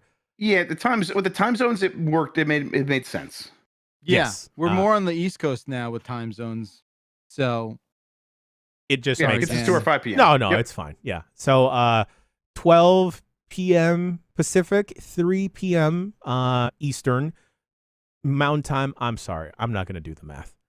Figure that out. It's the lost time zone. It's the lost time zone. Don't forget tomorrow, Sony showcase. We'll be talking over that. What are we gonna start? Like 3:45? Yes, about 3:45. We'll probably be wrapping up Four Swords Fiesta, and then we'll roll into that. We'll kick Minotti out because he actually has to go do his job. We were in a meeting and talking about this, how we have to get that level done because you have to beat it to save in Four Swords Fiesta. And Dan Reichert promised to behave in the game, so we are all going to hold him to that. Because I'm like, dude, I got to see what that looks like. Come all right, on. So and I'll behave too. We're gonna be good. All right. I'll you know, as a little make good, I'll tweet out a clip from the Universal video. It won't be the big thing, but there's something that I need to finally come to fruition. Maybe we'll have our Summer Game Fest shirt. Are Are we good with our guests for Thursday's dump? Oh, yes. Oh, we are good for that. Yes. Daddies are coming to the dump. We're gonna Bacalar To the dump. To the dump. To the dump. Daddy That's dump. Right. Yes, Daddy Dumpers. It's gonna be me, Bacalar, Patrick Klepek, and newly announced father soon to be Ben Hansen. So we need your daddy questions, new parent questions. The 707 exit flu. So we got a bunch of dads on a podcast. It's gonna be fun. So that's Thursday. We're doing it live. Call now. Ask those questions now. Call now. I have been Jan Ochoa. He has been Jeff Grubb. He has been Jeff Bacalar. And you at home have been gorgeous. We'll see you next week for another episode of the Giant Bombcast. Keep shaking it.